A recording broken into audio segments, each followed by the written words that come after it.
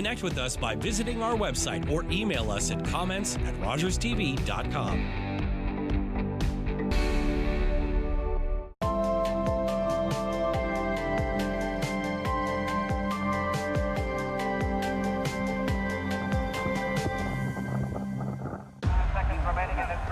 Sports is life. It's clear cut.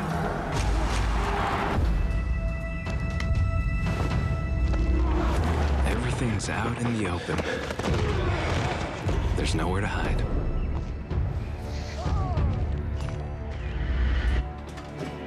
I had to prove myself more than anyone else. You must be so proud of your son. He's gonna go pro. The sky's the limit.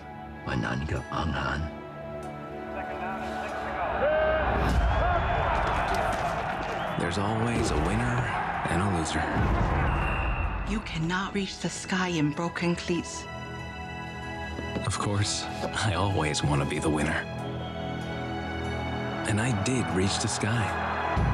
Norman Kwong, the first Chinese-Canadian professional football player, still holds records to this day. He retired from the sport in 1960 and later became Lieutenant Governor of Alberta. The regulars, the guys who keep this place in business. Last week, they had something to celebrate. Jason had just finished university, so they toasted his profs, his TAs, his old roommates. Well, they toasted just about everyone. But I worry about and take care of my guys. So even when I know they're not driving, sometimes that means bringing them a little surprise. And then they had a drink to me. Brought to you by Smart Serve Ontario and Arrive Alive, Drive Sober.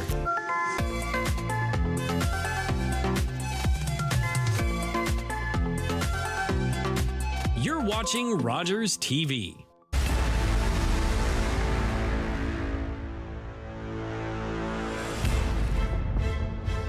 Inside the Iroquois Park Sports Centre, day number 2 of the Ontario Lacrosse Festival, and the main floor has a big major series lacrosse matchup as the Peterborough Lakers hold a 2-0 series lead over the Brooklin Lacrosse Club and trying to take a 3-0 stranglehold on the series. Welcome to Major Series Playoff Lacrosse on Rogers TV. Jack Moore alongside Scott Arnold. Scott, a lot of people thought this would be a tightly contested series. Peterborough's taken the first 2 games. They've been good games, but Peterborough's really asserting some dominance early on here.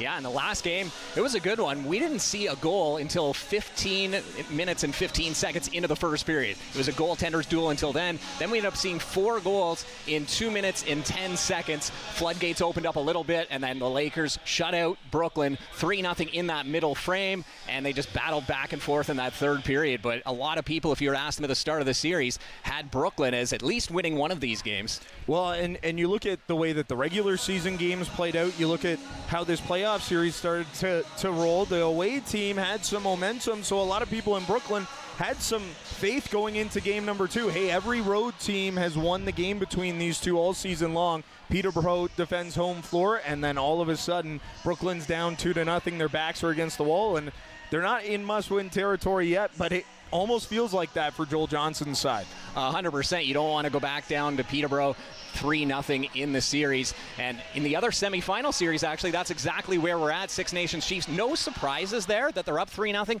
but I think a surprise that Coburg took them to overtime in last night's game. And then the other night in Coburg, it was 8-8 until 1:29 left when Austin Stott scored the game-winning goal. So both these series have been battles. Despite a 3-0 lead on one side and a 2-0 lead on this side, it's been some great lacrosse.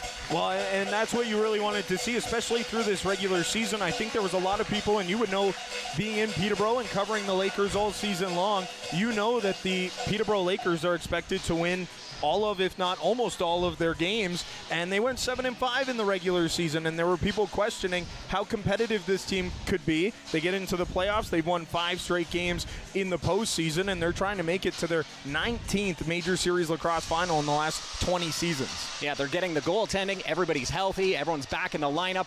Just as I say that, though, tonight we are going to have 2 very key pieces from the Lakers out of the lineup. Jake Withers, the face-off specialist, he's got work commitments. He works for Durham Fire fire. So he's right in this area fighting fires. And then Holden Katoni, he left last game. He's not 100%. So two big guns. Holden Katoni, we saw him get 3 goals, 3 assists in the opening game here in Whitby the last time around. And without Withers on that face-off dot, that's an area that Peterborough will really miss with that specialist. And for Brooklyn, you look at the scratches on their side, the big one being the big guy in Kyle Waters. He scored a goal in game number 2. He will not be in the lineup for game number 3 for Brooklyn here tonight. What do they have to do with some of the pieces coming into the lineup to try and get a win away from Peterborough? They've got to get to the goaltender early. Landon Kell's getting a start for Peterborough. They've got to get a lot of shots. That was their struggle last game, was they weren't able to get in tight. They had enough shots, but they're all from the outside. They've got to try and get down to that crease, but this Peterborough defense has been so strong. We'll step away for the national anthem, and then we'll meet our starting goaltenders for Game 3 of the Major Series Lacrosse 2024 semifinal.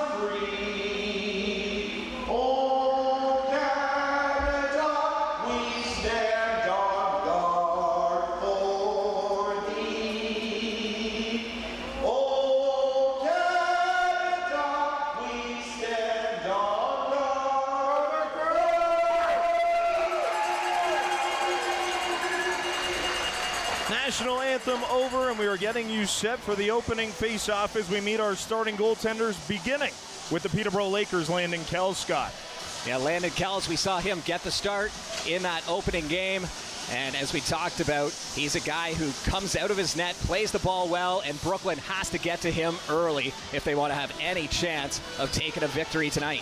And at the other end of the floor, it's the 2024 Major Series Lacrosse Most Valuable Player, Zach Higgins, getting the nod for the Brooklin Lacrosse Club. He's been stout all season and needs to be for the rest of this series if Brooklyn wants to move on.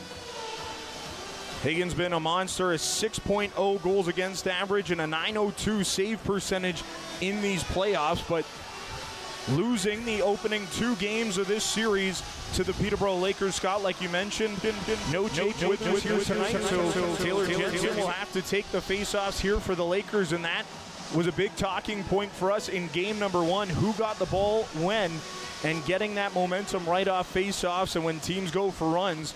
And it'll be up to Mike Byrne here for Brooklyn on this opening face-off. That'll be something we'll keep an eye on all night long. Game 3 of the Major Series Lacrosse semifinal on RogersTV is underway, and Brooklyn gets first possession as it goes all the way back to Higgins. And he'll have to move it up the floor quickly here.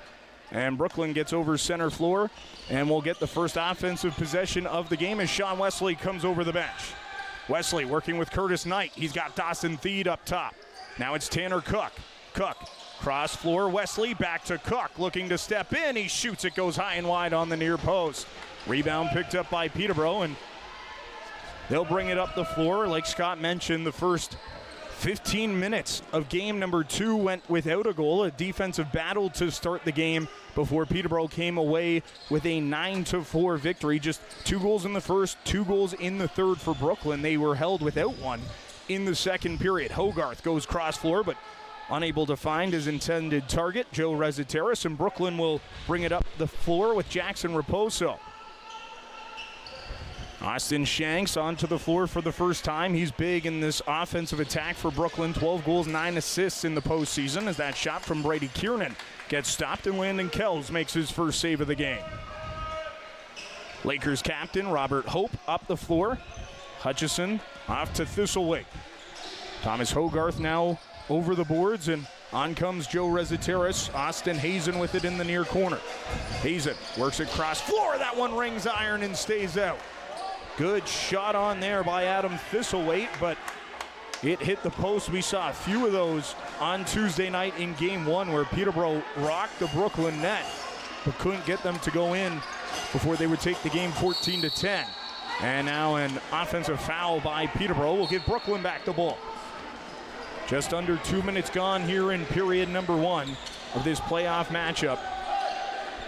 And Brooklyn needing a win to avoid going down 3-0 to the Peterborough Lakers. Dawson Theed inside, Tanner Cook scores!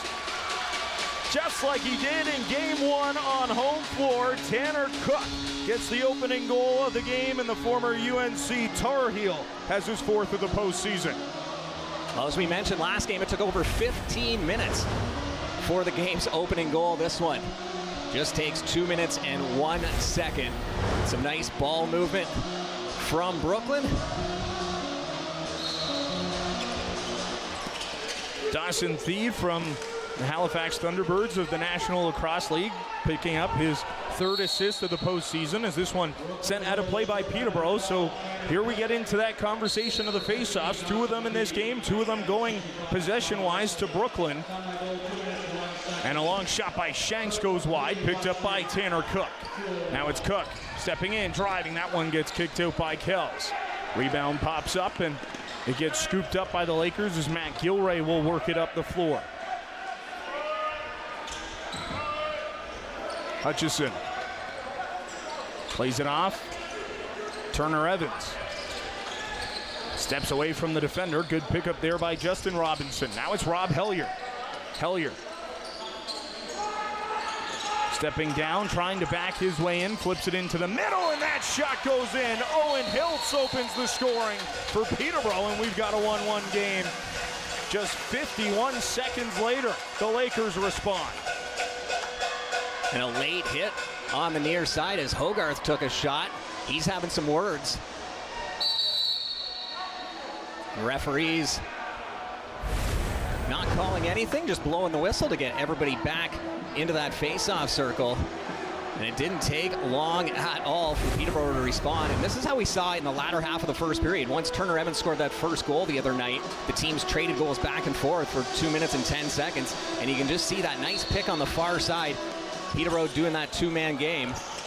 And then a little bit of a hole eventually opens up. Dylan Robinson was the one who dumped Thomas Hogarth down to the floor. He doesn't shy away from the rough stuff. Robinson brothers playing with Buffalo in the NLL is a penalty to Peterborough coming up here. So Higgins off to the bench, extra man on, it's Brady Kiernan. So a 1-1 game. Tanner Cook trying to give the lead back to Brooklyn, but it gets stopped by Kells, and we'll get a whistle here as the Lakers are going to the box, and Brooklyn is going to the game's first power play. Jordan Storis is going to head off to the box, trying to get an explanation from referee Josh Hilt on his way, but we'll see the first power play nonetheless, and we've seen how good this Brooklyn power play has been all season. They work the ball around nicely. Well, and that was the big talking point about Brooklyn this year in general, was the special teams. How good they are on the power play as Austin Shanks scores 9 seconds into the man advantage. And Brooklyn takes that lead right back. You take penalties against this team, and they usually make you pay. And not even 10 seconds into the man advantage. And you can just see the dish. Peterborough set up in the box. They're waiting for something to happen, somebody to run through the middle, and instead Brooklyn just keeps it to the outside, and then a laser from that far side shooter position. 3 goals already in this one, 3.5 in. 13th of the playoffs for Austin Shanks, who has been in the middle of all of Brooklyn's scoring in this postseason. That gives him 22 points in his 5th game. Now a low shot from Dawson Theed misses the far post.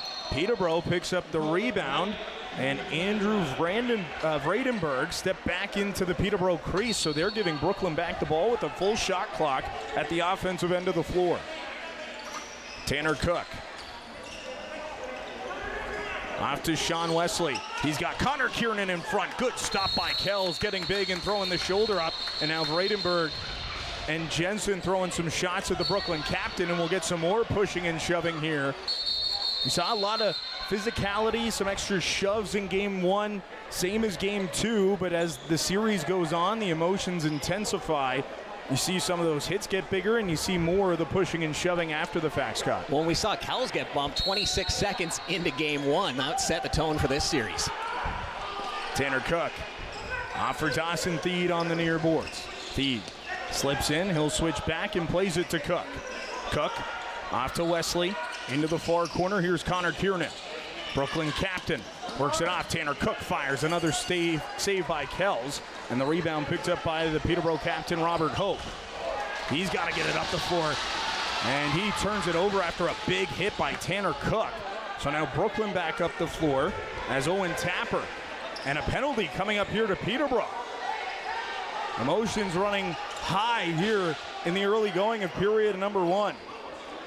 6-on-5 until Peterborough gets possession or the shot clock runs out. Connor Kiernan behind the back pass, down low, quick pass up top. That shot by Theed gets deflected. Now it's Cook. He goes cross floor, Brooklyn working it around. Connor Kiernan shoots, stopped by Kells. Tanner Cook will take a penalty, and now we really see the emotions going. Colton Armstrong grabbing a hold of Tanner Cook in the far corner. Cook with two big hits on that shift. First on Robert Hope, and then without possession, he goes at Colton Armstrong, and that's why you're seeing what you are right now. It's Armstrong wasn't going to take any more, and we'll see how they sort out these penalties. I believe we're going to see both sides, but Peterborough should get the extra. And remember, this was on delayed penalty to Peterborough as well. But you Tanner see that Cook's leaking. He's got some blood. And he got a penalty for hitting Armstrong. Referees did call that, and then Armstrong would have got a penalty on the tail end of that. So it should still be the original Lakers penalty creating a power play. The other one should offset unless they give Armstrong an extra as well. Referees are going to make sure they get this one correct, though. Cook off to the dressing room just to get bandaged up. we had polar opposites first periods of the games in this series. In game one, it was high flying, 6-6 after the opening 20 minutes of play. It was physical, it was fast paced. The game really slowed down after that, which favored the Peterborough Lakers in the end. And then game number two, it took a while for us to get the offense going. We've got 3 goals just over 5 minutes into this opening frame, and we've seen a lot of the physicality and then the pushing and shoving that we really haven't seen a ton this season in Major Series lacrosse. Yeah, it's playoff lacrosse for sure. Great rivalry between these teams. And this goes back, even back to the junior days, the Whitby Warriors and Peterborough Lakers. A lot of these guys have been playing against each other their entire lives. So certainly no love lost, and one of the most historic rivalries between these squads. In the 90s, Brooklyn was a powerhouse team, and then going into the early 2000s, Peterborough started kind of taking over this league a little bit. I was going to ask you, does it seem like those rivalries, the intensity between players, almost more heightened in Major Series lacrosse than you would see in the NLL, because you have guys playing for their hometown teams, guys that they have played junior against? So even though a couple of these guys might share pro teams together, there is still that, hey, I'm from Whitby, you're from Peterborough. We duked it out all through our childhood, and we duke it out in the summer as well. You certainly will get that within here. With the NLL, though, a lot of these guys do play together, so the rivalries aren't as heated as what you would see maybe a decade ago or 15 years ago, but there's certainly a few guys on here who remember their childhoods, remember their junior A careers, and you just always want to beat each other. And a 5-minute goes up on the board on the Peterborough side, 2 on the Brooklyn side. This first period of action of Major Series playoff lacrosse on Rogers TV, brought to you by the Bar Down Gastro Pub here in Whitby, providing a great crew meal for us before today's game. As Connor Kiernan over to talk to Joel Johnson on the Brooklyn bench, Brooklyn's coaching staff, the 2024 Major Series lacrosse coaching staff of the year. And Higgins, most valuable player, in between the pipes, and we'll see. Looks like that's how they're going to leave it. So we'll see some 4-on-4 for 3 minutes, and then we'll see a 3-minute power play. Nice crowd on hand here at the Iroquois Park Sports Center, of course, is day 2 of the Ontario Lacrosse Festival. So you have players coming from all across the province who want to take in some high-level lacrosse, but a strong contingent of fans making the trip down the 115. Yeah, it's not a far trip at all. With it being the long weekend, a lot more of the Peterborough faithful are here for sure. And a few of the Brooklyn fans made it to Peterborough the other night. They were loud. Just under 3,000 people at the Memorial Center to take in Game 2. And this has to be the best crowd of the season here. We had a strong crowd for game number 1, but this will be, I would imagine, the highest attended game of the year for the Brooklin Lacrosse Club. And it just helps that you have 2 teams at the top of the Major Series lacrosse standings this season who are battling off in the playoffs again. Of course, last year there was that sweep. The Peterborough Lakers taking out the Brooklin Lacrosse Club in 4 games. As Brooklyn steps in, we're 4-on-4. There was a 5-minute major on the board against Peterborough, 2 minutes on the board against Brooklyn. So we're 4-on-4 for 2 minutes, and then Brooklyn will have a 3-minute major power play. And Brady Kiernan trying to scoop up the rebound, but it's grabbed by Matt Gilray. So Armstrong gets the 5-minute for face masking on Tanner Cook.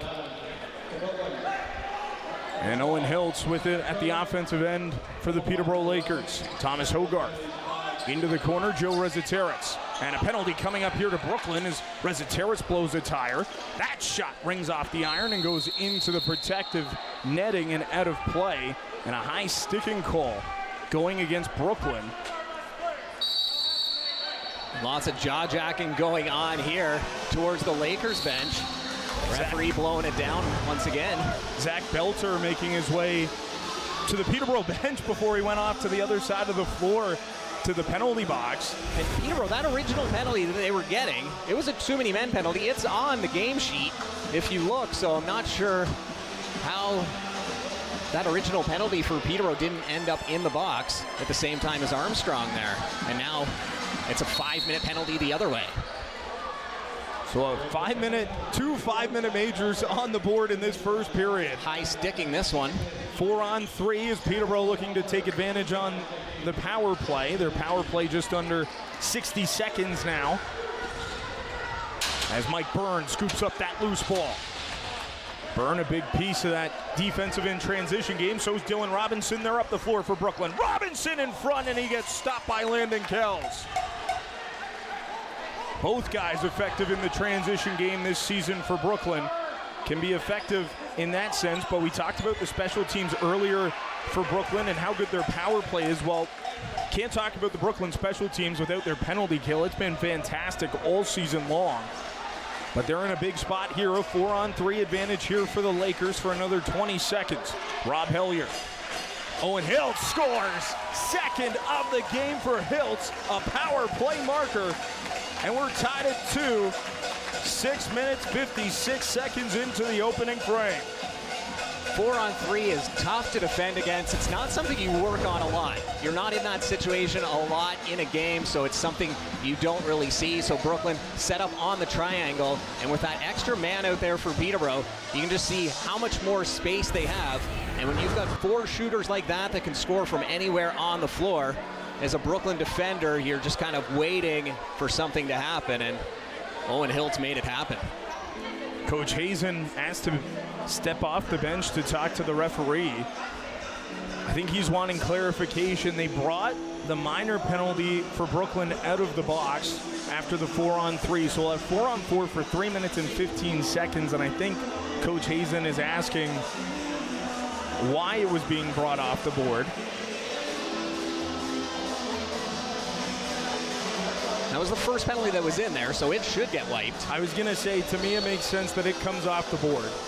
And we have 4-on-4 for just over 3 minutes here with majors on the board to either side in different stoppages. Jackson Raposo, he slips past a couple Peterborough defenders, and he'll step off to the boards and get Brooklyn in offensive possession here with Austin Shanks. Curtis Knight, Dawson Theed on the floor, Brady Kiernan. Curtis Knight, Brady Kiernan steps into the middle. It's Knight. Now Theed on the boards. in front looking for Kiernan, but couldn't find it. He stepped off the boards and into the crease. Trying the acrobatic play to keep the offensive possession alive, but that left foot just trailed a little bit too far into the Peterborough paint. Joe Rezateras. 10 goals, 17 assists in the playoffs here. As Peterborough looking for the extra attacker, they pull their goaltender. They have a 5-on-4 with no goalie in net. Rob Hellier works it off. Rezateras hits the post off the back of Zach Higgins, and it stayed out somehow. Now it's Justin Robinson in a battle against Hogarth for the loose ball. And Robinson will pick it up. Justin Robinson up the floor. Shovels it cross floor, and he'll head off after collision with Alex Pace in the Peterborough end. Here's Connor Kiernan. Works that one off, Luke Keenan. Now it's Dawson Theed. Trying to step away from defenders. 5 to shoot for Brooklyn. Now a catch and shoot, and that one gets turned away by Kells. Liam Osborne with a good chance there. Peterborough back up the floor. Trying to set something up offensively. Austin Hazen. Off to Rob Hellier. Hellier gets the screen from Hazen. Steps in, shoots, kicked out by Higgins in the rebound. Into the corner and picked up here by Brooklyn, Dylan Robinson. Over center, he'll work it off for Austin Shanks. Shanks and Wesley at the offensive end of the floor. Dawson Theed working against Jensen. It gets knocked out of his stick. He gets it right back. Steps towards the net away from Sturris, who's going to take a penalty. A behind-the-back shot goes wide. Brooklyn picks up the rebound. They don't get a shot clock reset. They have to shoot, and Sean Wesley gets turned aside by Landon Kells. So we're going to see a holding penalty. Sturris back in the box. He was there earlier. And now we're going to see some 4-on-3 for 55 seconds. As Sturris's hand came off the stick and he got wrapped up on the defender, or on the offensive player right in front of the crease. So a good opportunity for Brooklyn here to restore their 1-goal lead.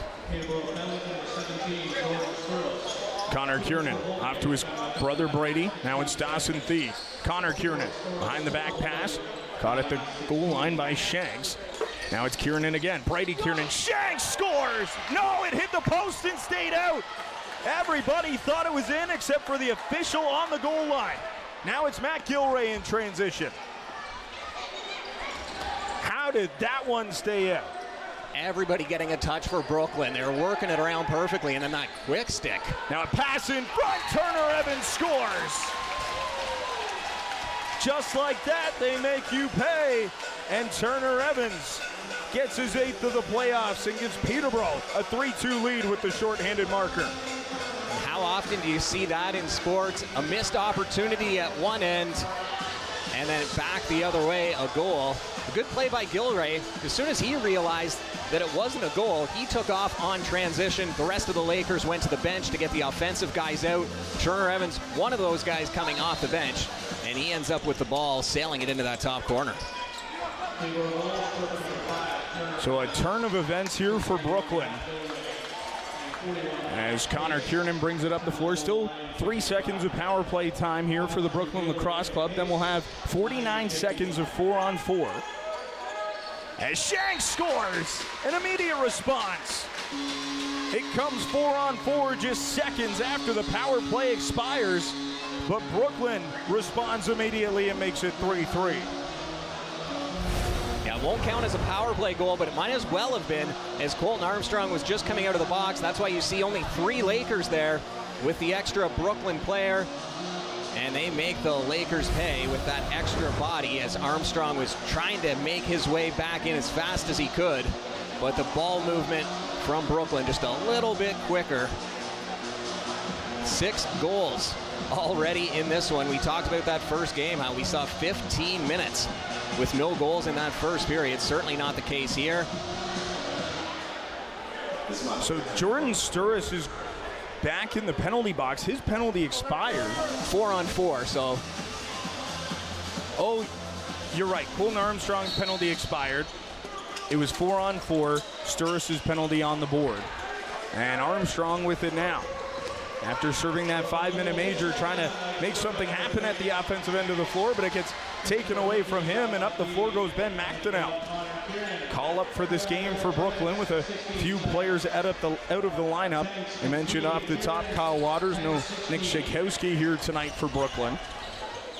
Curtis Knight works it off. Tanner Cook driving in, strong play to the net and shouldered away by Kells. Offensive rebound picked up by Kiernan. And Kiernan stepping in, makes Kells go down, steps over the top, and that gets stopped by Kells. Strong shoulder play in this game from the Peterborough goaltender, as Robert Hope has Zach Belter all over him, fresh out of the penalty box. Owen Hiltz steps to the end boards, being watched by Osborne, who takes him to the floor. Now it's Raposo trying to pull it free as Thistlethwaite looking to scoop up for Peterborough. And right at the end of the shot clock, Brooklyn takes it away. Austin Shanks will bring it up the floor for Brooklyn here. 3-3 game, 8:20 to go in period number 1. And Brooklyn turns that one over at the offensive end of the floor.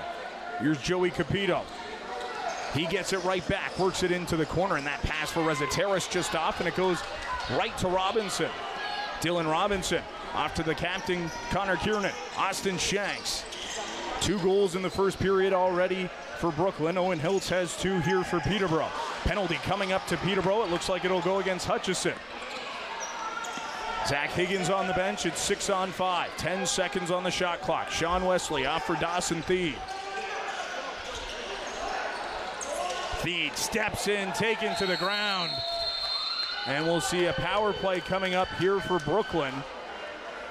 An illegal cross-check. I don't know if they got a second one here on the last infraction. They only signaled the one. Brooklyn wants 2 to be called here.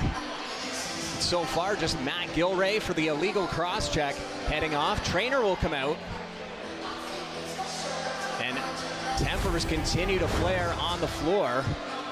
Robert Hope and Dawson Theed have been jawing away at each other the entire time that Gilray was off to the penalty box. And Dawson Theed is not backing down. He got hauled down pretty good right in front of the crease. Referee Josh Hiltz signaling him to get back to the bench so we can resume this game. Turner Evans, the assistant captain of the Lakers now, he's out talking to Hiltz. Hiltz not listening. He just wants to get this game underway, so Evans is going to go closer. Make sure he hears. Dawson Theed, who plays for Halifax in the NLL. He's first at the door. He would normally be on the floor in this situation, but they told him to get off. He was still going at Hope while making it look like he was trying to go to the corner, but Curtis Knight up top. Cook. Knight shoots, stopped by Kells, rebound in the crease, and Pace picks up for Peterborough. He steps away from the check from Connor Kiernan, and Peterborough back up the floor. Haven't seen a ton of 5-on-5 in this game, Scott. No, Rob special Hellier. teams certainly coming into play in this opening 20, and we still have 7 minutes left. And it's going to be Brooklyn ball here as Hellier had a shot that Higgins made the save on, and the infraction going against Peterborough on the far corner, so Brooklyn the other way with it. Still a minute 20 on the power play. 1 for 2 on the power play in this one for Brooklyn. Connor Kiernan. Dawson Theed back on the floor. He's got Tanner Cook. Now it's Kiernan again. Off to Cook. Up top, Curtis Knight.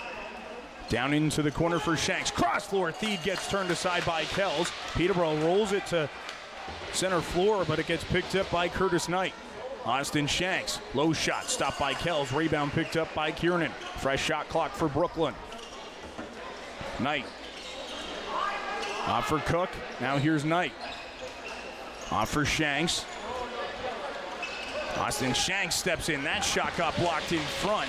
And no over and back because of the deflection off the Peterborough player. So Higgins will step out of the net to pick it up. No reset either, so just 5 to go on the shot clock. Tanner Cook off for Curtis Knight. He'll step in, and that one hit the side of the net and goes off the corner. or off the end boards, and it's going to be Peterborough ball on the shot clock violation. Hutchison. It's hit by Knight, but able to hold on. He works at cross floor for Joe Rezateras. Back up top, Rob Hellier. We're back to 5-on-5 here as Matt Gilray will make his way to the Peterborough bench. They have possession. It goes off the stick of Hogarth, and he'll be able to scoop it up in front of the Brooklyn bench and split the two defenders. Hogarth steps in. That shot bounces wide, and a shot clock violation against Peterborough gives the ball back to Brooklyn. Lucas Littlejohn. Great young lacrosse player playing junior. Spent some time in the OHL with the Niagara Ice Dogs. Tanner Cook fires a shot. He was looking for that top far corner. He had Kells go down but missed the top of the net. Dawson Theed bounce shot into the far corner. Protective netting and out of play. Theed's trying to say it went off a Laker, but he won't win that case. Pretty good angle from here. It went straight into the corner. Got to try though. Anything you can. Rob Hellier. Cross floor. Colby Wood. Back to Hellier. Into the middle. Thistlewaite shot turned away by Higgins. Rebound picked up by Hellier. Fresh shot clock for Peterborough. Hellier stepping in. Bounce shot. Higgins couldn't get a stick on it. And then Brooklyn takes a penalty. Zach Belter is going off for taking down Rob Hellier. And so another power play in this one. And another penalty against Zach Belter, who had a 5-minute major earlier in this first period. And so Lakers will start with the ball after that slashing call. Thistlethwaite will head off to the bench. He's been playing some offense. Normally Adam Thistlethwaite is on the back end, but with some lefties out of the lineup, he has been called to play on offense and doing an exceptional job for Peterborough. Rob Hellier up top. Here's Rezateras. He steps in. That shot stopped by Higgins, and the rebound picked up by Mike Byrne for Brooklyn. Turner Evans watching him. Evans, only game of the playoffs he missed was game 1 of this series. It's Tanner Cook behind the back shot. That gets stopped by Kells, and he gets dumped down to the floor by Hills.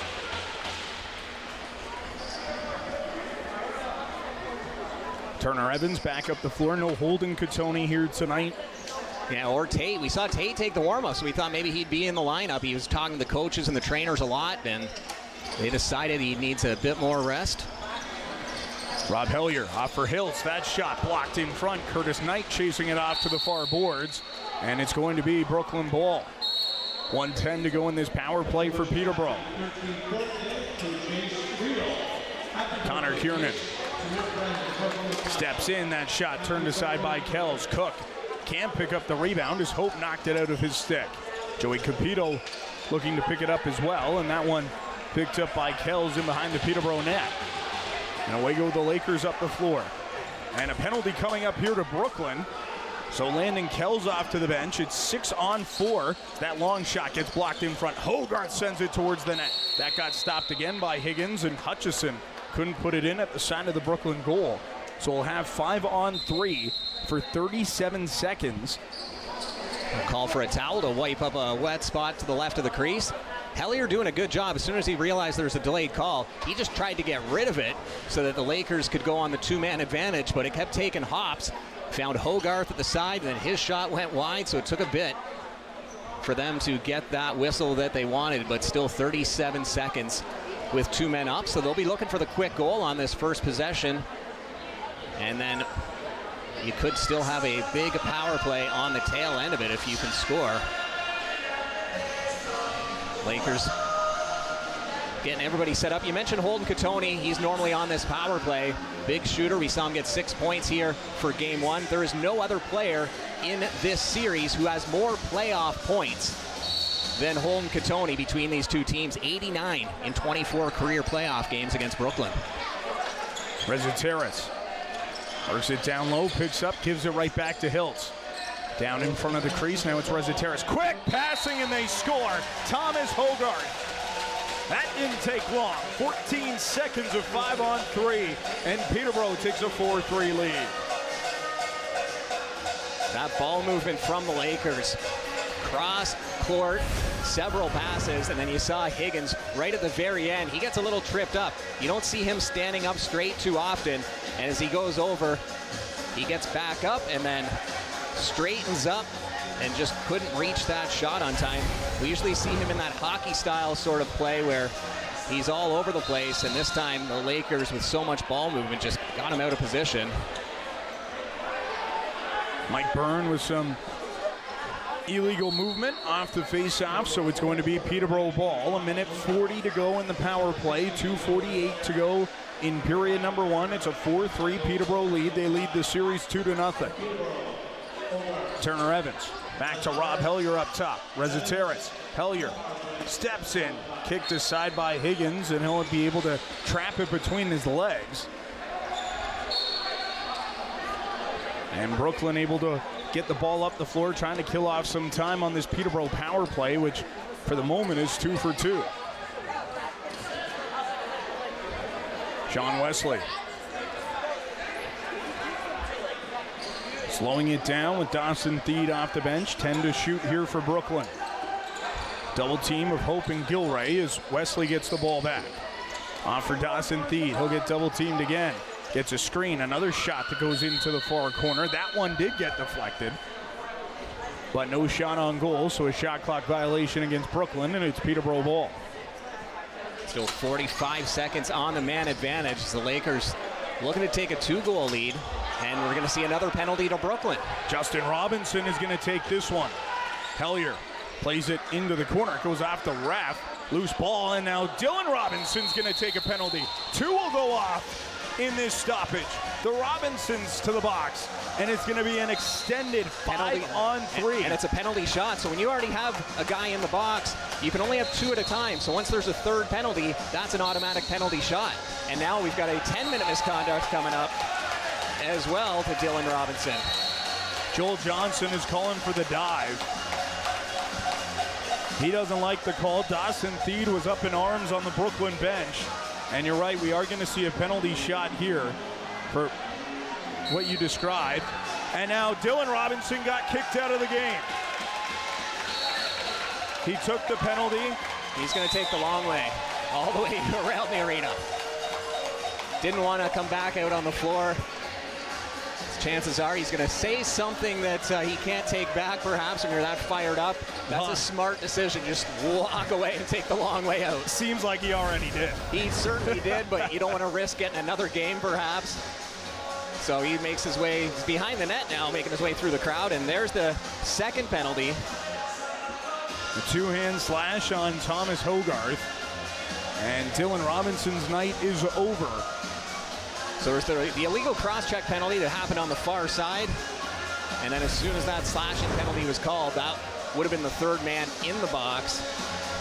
And MSL rules state that once there's already 2 guys in the box, the third penalty, an automatic penalty shot. And so what's going to happen here, they're going to take the time off the clock, the 37 seconds that was almost done for Brooklyn. That's the penalty that's going to serve as the penalty shot. And they've got 2 2-minute minors. So we could have a full 2-minute 5-on-3 here for Peterborough. A real opportunity for the Lakers to do some damage. Brooklyn's arguing that. So they're trying to figure that out, because normally I was going to say that doesn't make a ton of sense to me. Yeah, no, rulebook states that 2-minute penalty, the third one, that's the penalty shot. The 37 seconds should remain untouched, and the 2-minute for that second penalty should be added. So Brooklyn has a case here. But they're taking Tanner Cook out of the penalty box, who is the one who was already in there. Oh, this is a situation you don't deal with too often, but with 3 referees out there, you should be able to make the right call, and that is not the correct call according to the rule book, so I can see why Brooklyn is heated. So they're going to send Owen Tapper over to serve the Dylan Robinson minor. Then he was assessed a 10-minute misconduct and then ejected from the game. And Thomas Hogarth is going to take the penalty shot. A 4-3 lead with 99 seconds to go in the opening period. Hogarth, stopped by Higgins. Big acrobatic save by the Brooklyn goaltender. But now it's a 5-on-3 for a full 2 minutes for the Peterborough Lakers. Yeah, and Brooklyn calling referee Krotman over to the bench to get an explanation for that. Doesn't take much to pull up the rule book. And again, you've got 3 refs out there, and if you're unsure of the call, that's why there's a rule book, so you can look that stuff up. So Brooklyn getting a little hosed here. It should be 2 minutes and 30 and another 37-second penalty up there instead of two 2-minute minors. So the Lakers are going to have a big chunk of 5-on-3. And Brooklyn bench in a very heated conversation right now with Krotman, who's the one who made that official call. I was going to say, it doesn't look like a friendly conversation between Coach Johnson and referee Krotman. Either way, face-off at center, Mike Byrne against Taylor Jensen. Byrne trying to kick it free, but a good job by Rob Hellier to poke it loose to Robert Hope, and Peterborough gets possession here. 90 seconds to go in the first period. Whew, what a period it's been. Yes, hard to believe we're still in the first. Owen Hiltz down low for Turner Evans. Now it's Reza Terrence. Now it's Hogarth, and he got stopped by Higgins there. Reza Terrence. Hiltz fires, stopped by Higgins. It goes into the protective netting and out of play. It stays Peterborough ball. They get a fresh 30 here, 1:08 left to go, up 2 men. Hiltz, Reza Terrence. Back and forth is Evans. Off to Hiltz. Reza Terrence. Fumbled it initially, gets it right back.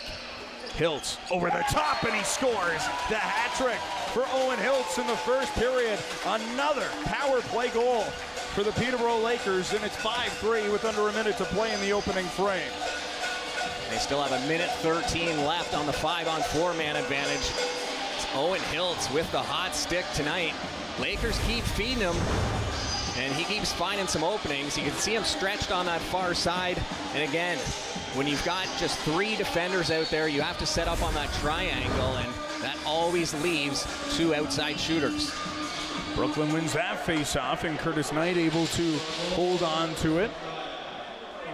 17-second differential between game clock and shot clock here. Brooklyn on the penalty kill.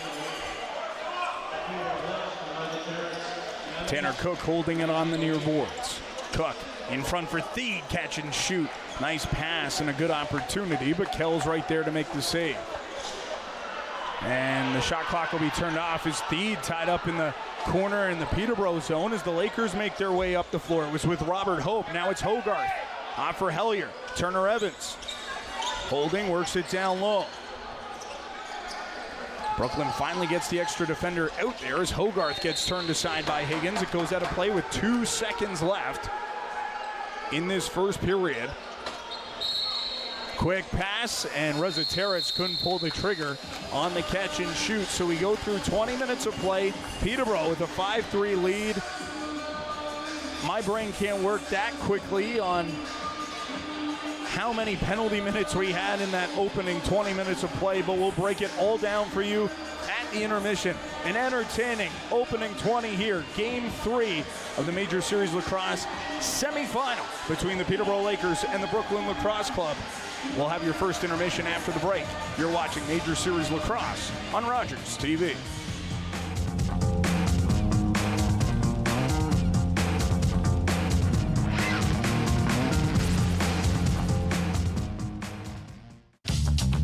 This program is brought to you by Ignite TV. Now you're in command. Visit Rogers.com for more details.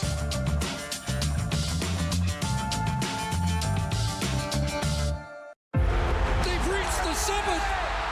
Back-to-back Stanley Cup victories. Greatness. And a new legacy begins. Absolutely amazing. It has happened in Vegas. It's not a destination. And lightning has struck twice. It is a continuous journey that never ends. These are the moments you dream of. Stanley Cup champions.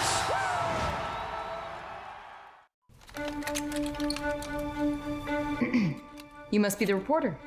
Come with me. So, Miss McGill, How does it feel being Canada's famous women engineer? The real story is the work we've done retooling this factory. To build the Hawker Hurricane? Indeed. 40 planes last month with a capacity of up to 100. Our fighters are over England as we speak. Of course, it pains me to see airplanes mass-produced like boxcars or baby carriages. But in war, we make concessions in favor of innovation. You must feel at home, though, managing all of these women. I'm not here to manage women. Well, you must admit it is an unusual job. I'm the chief engineer here. I do what engineers do. That's all. What are we doing now? We are to win this war. We need to know how she flies. Elsie McGill was the world's first female aeronautical engineer. She oversaw Canada's production of Hawker Hurricanes during the Second World War, earning her the nickname Queen of the Hurricanes. Hello, I'm Judy Tate, host and producer of At the Heart of Business. Join me each week as we speak with women in business about their challenges and their successes. At the Heart of Business, right here on RogersTV Durham.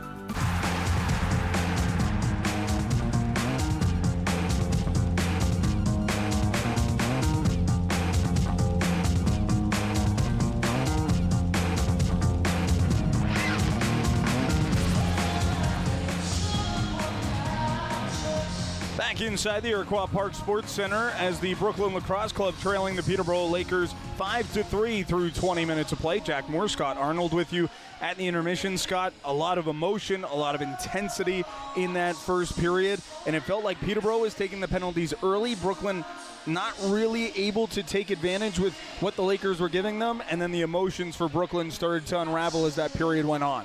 Yeah, it was quite a roller coaster of a period that we saw, and you're right, exactly that. Peterborough couldn't stay out of the penalty box, and then Brooklyn at the tail end just fell into some penalty trouble, but special teams certainly playing a factor in this game. Both teams are going to be in the dressing room right now just trying to settle down. When emotions run high, that's when penalties happen, and that's when they happen in sequence like we saw. We saw Brooklyn take 2 on one play, which led to that penalty shot, and that huge save from Zach Higgins on the penalty shot that Thomas Hogarth took has to fire up the Brooklyn Lacrosse Club. Well, you mentioned it there. It's 5-3 Peterborough.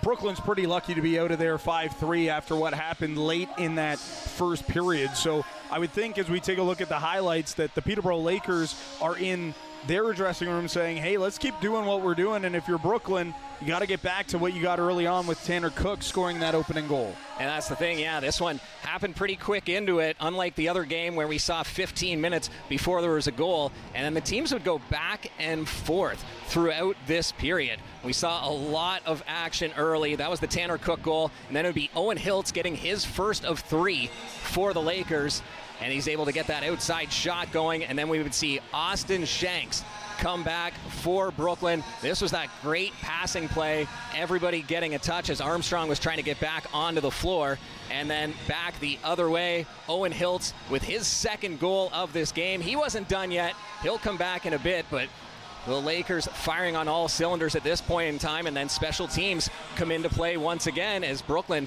gets on the board with the man advantage, and then Peterborough would catch Brooklyn in some penalty trouble of their own.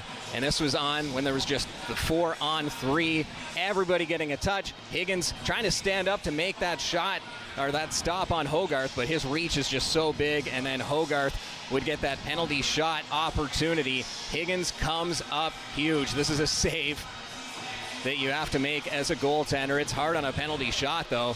And then it would be Owen Hiltz turning the hat trick right towards the end of that period. Yeah, just an incredible sequence that we saw at both ends of that opening period. And if you're the Brooklyn Lacrosse Club, you're missing a couple guys from your lineup. We mentioned Kyle Waters, Nick Shakowski, big pieces for them. And now you're down Dylan Robinson the rest of the game, who took some penalties in that first period. Justin Robinson was in the box as well. He'll still be serving once period number 2 begins, but you need your leaders to be your leaders at this point. They were hoping they didn't have to play Ben McDonnell, Owen Tapper, and Lucas Littlejohn, really, if at all, in this game, if their leaders could be those guys. But with those guys taking penalties, Dawson Theed and Tanner Cook getting into the mix in the physicality after the whistles, Brooklyn's really going to have to look to their depth to step up and make something happen here against a really tough Peterborough Lakers team.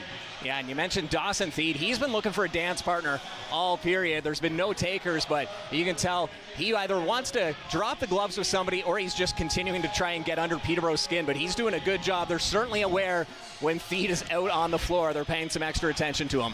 Yeah, and for the Brooklin Lacrosse Club, we mentioned it already, Zach Higgins, league MVP. He's going to have to be the MVP for the next 40 minutes to get Brooklyn their first win of the series and avoid going down 3-0. 100%. And on the other side of things, we talked about it at the top of the broadcast, Jake Withers, the face-off specialist, he's out for the Lakers, so Brooklyn needs to capitalize in that center dot. Without Withers there, who usually wins 90 to 100% of the face-offs, you now have an opportunity to get that ball and have possession more times than you would in a game where Jake Withers is playing. Another series that you're covering in this Major Series Lacrosse playoff run, the Six Nations Chiefs, the Coburg Kodiaks, game number 4 tomorrow, Six Nations, with a chance to close it out at the Coburg Community Center. What does Coburg need to do to extend it and try and get back to the Iroquois Lacrosse Arena? They've done everything. Even that 13-7 Game 1 loss in Six Nations, that was a close game. It was a battle despite what the score says. And then Game 2 was it was in Port Hope. Normally they play in Coburg, but the ice is going in at the Coburg Community Center. So they were 10 minutes down the highway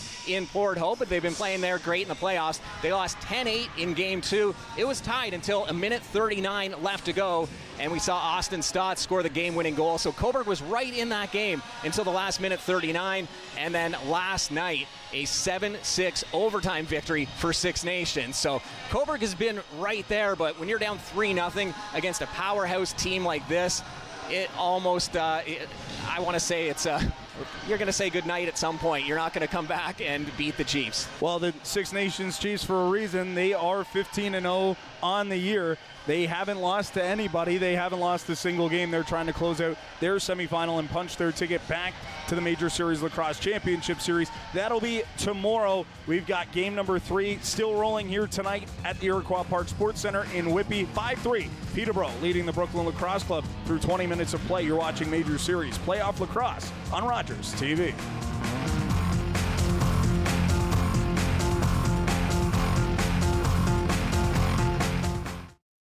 Hi, my name's Scott Dennis, host of the Sports Report here on RogersTV Durham. Do you love sports? So do I, and we're talking about it anywhere from the Oshawa Generals to college, university to amateur sport. Make sure you tune in here, only on RogersTV Durham.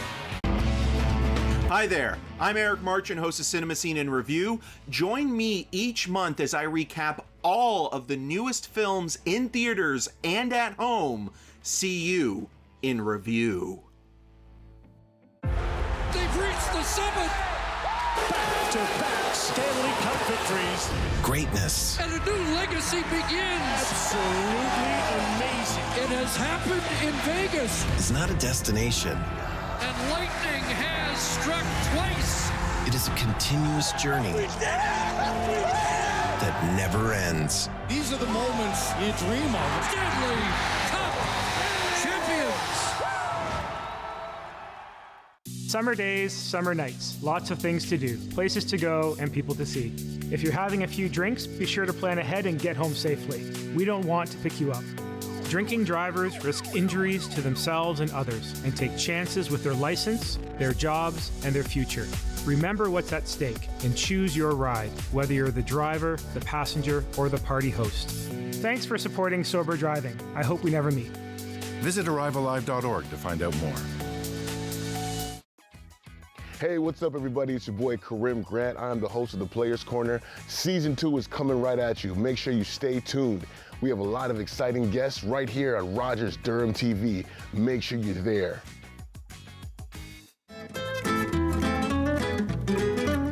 Hello, I'm Jonathan Van Bilsen, host of Photos and Travel, where we bring the world to your doorstep. Our next episode will feature the northern half of picturesque Portugal. Join us right here on Rogers TV.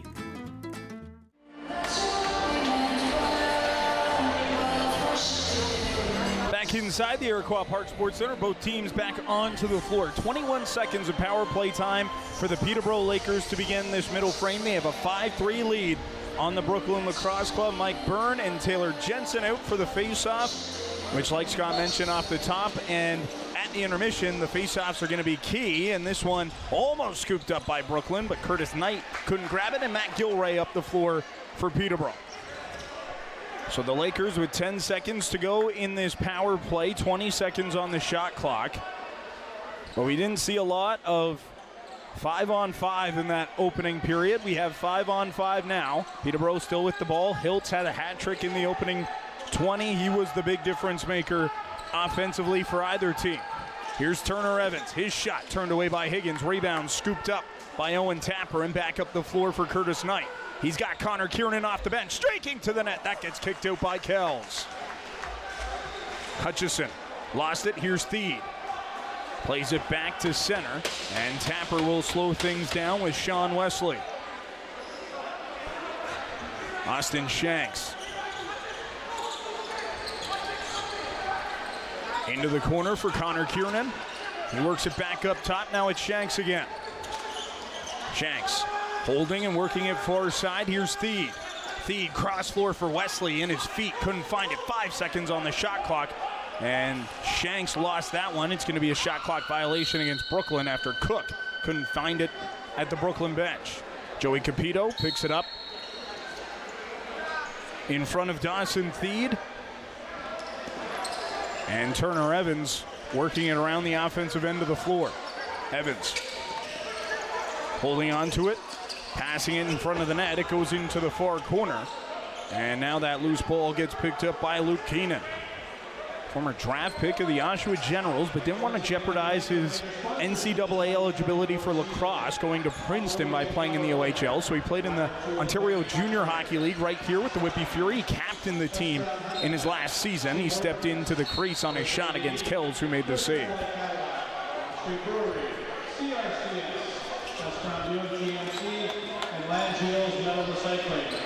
We thank all of our sponsors for their support. Rezateras works it off for Rob Hellier.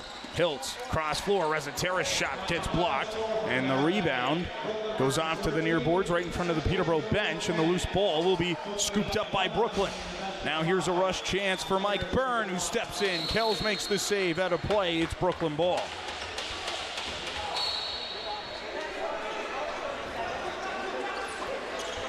Dawson Theed. Off for Brady Kiernan. Kiernan off for Curtis Knight. Steps into the middle, off for Theed. Theed gets the screen from Kiernan. Brady Kiernan couldn't get that loose ball in front. And Alex Pace leaves it for Colton Armstrong. Armstrong back up the floor. Here's Thomas Hogarth. Just about 3 minutes played here in period number 2. Colby Wood out there for Peterborough.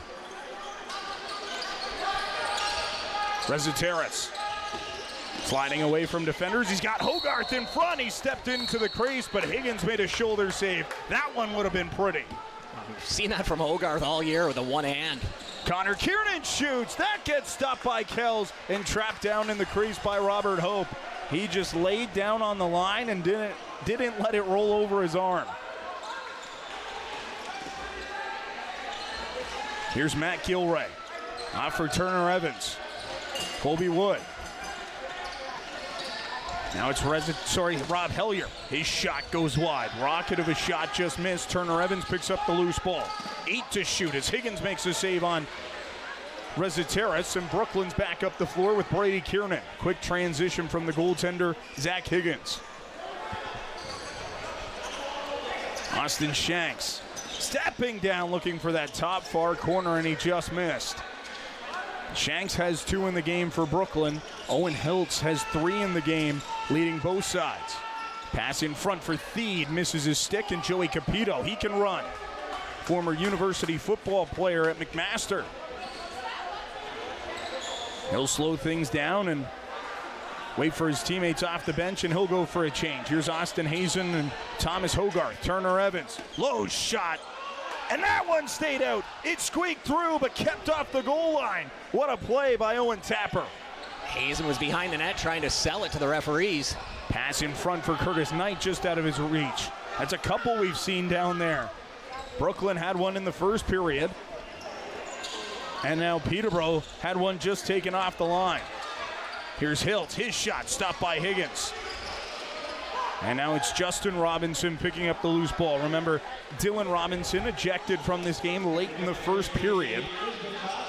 So his night is over. He took a minor penalty that resulted in a Peterborough penalty shot.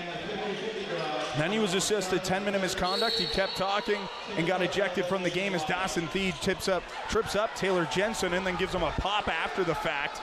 And they'll head to their respective benches. You talk about all the penalties in the first. Brooklyn was assessed 37 minutes in penalties, including that 10-minute. Peterborough on the other side of things, 13 minutes.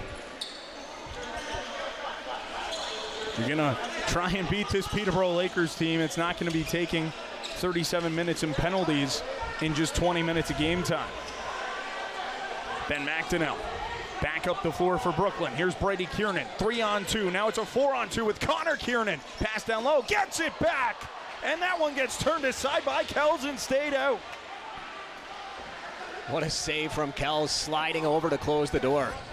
And you can hear the displeasure from Connor Kiernan. He thought he should have a couple in this second period. The goaltender standing strong in the first 6 minutes of this middle frame.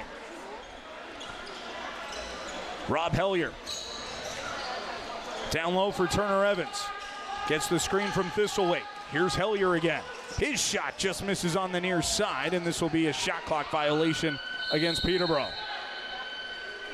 Some good defense from Brooklyn. Peterborough in the last couple of possessions have been putting a guy behind the net and trying to set up their offense that way, but so far Brooklyn has been able to readjust themselves.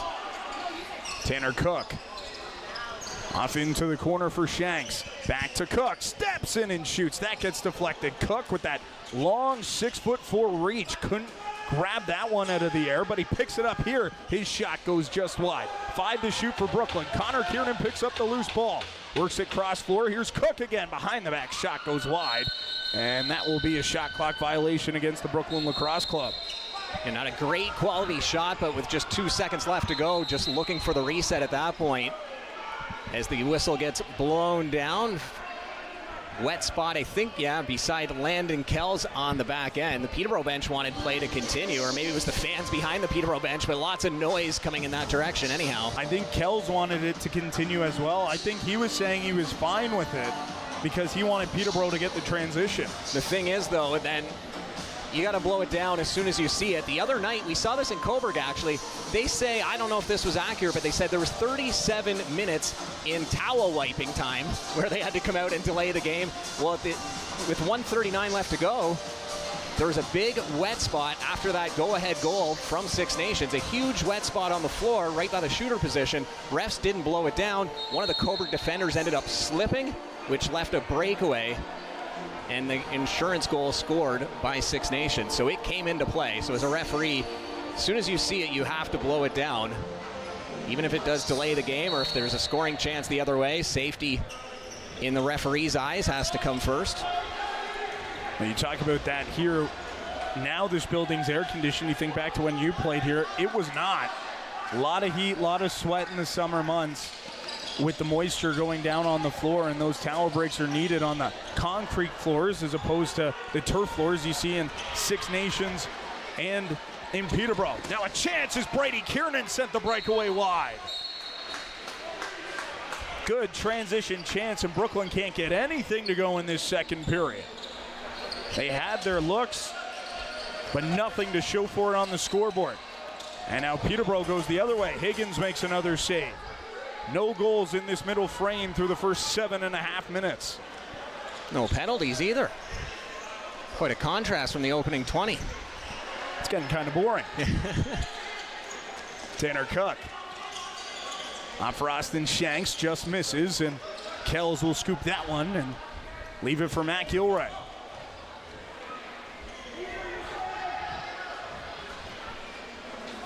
Gilray over center floor with his second to spare. Now it's Austin Hazen trying to drive his way in. Tied up by the Brooklyn defender Liam Osborne. Turner Evans off for Hellier. Over the top shot, misses high. And the rebound scooped up by Hellier. No shot clock reset here, just 5 to shoot for Peterborough. Hellier gets some space towards the net, and Higgins makes the save. Good chance there for Peterborough. Rob Hellier made the most out of nothing there, slipping 2 checks on the far boards and creating the shot. Now a pass in front, all alone. Connor Kiernan turned aside again. The Brooklyn captain can't buy one. He's looking for his second of the postseason. Shanks looking for his third of the game. He sends it wide. It's over and back. There's still 24 seconds left to go on the shot clock, but Shanks had a nice look towards the net and looking for that top corner. Just missed the mark.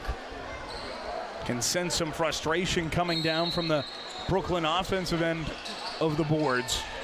Not getting anything to go here in period number 2, but their defense has been playing it well. Can Peterborough break the ice here in the middle frame? Rezateris shoots, it goes off the back. Now it's McDonnell picking up the rebound up the floor. Here goes Brady Kiernan. He's got speed and a trailer. It's Curtis Knight. Kiernan takes it himself. Turned aside by Kells.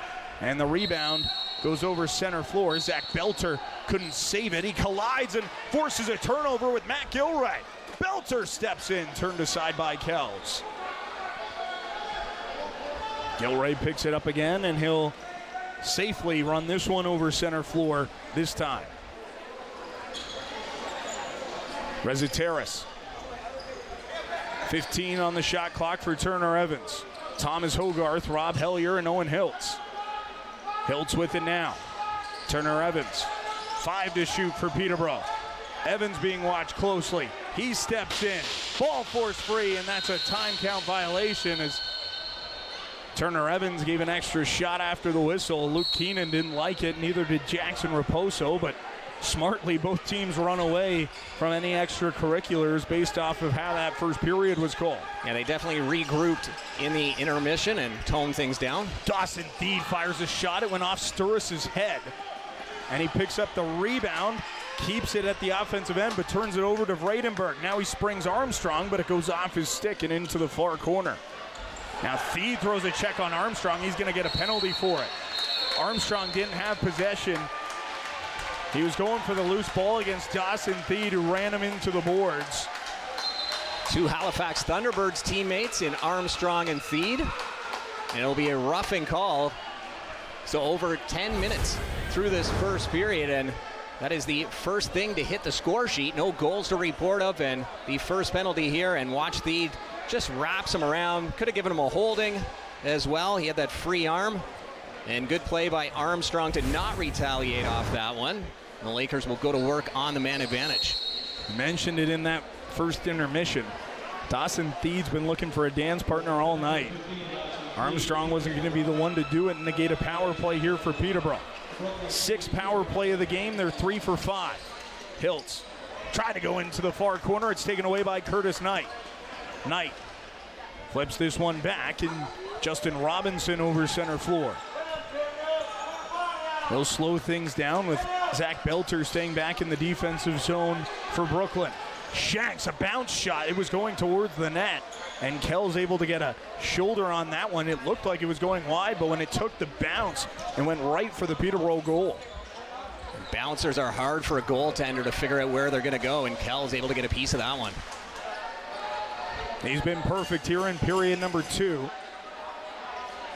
Peterborough only gave up 4 goals in game 3 here tonight as Higgins makes another save here for Brooklyn. Well, it was Buchan who was in game 2, and Buchan shut the door for the entire second period against the Brooklyn Lacrosse Club. Landon Kells looking to do the same here. There's still 8.5 minutes to go in this middle frame. Neither team has scored. Peterborough on their 6th power play of the night, less than 15 to shoot for Brooklyn. Tanner Cook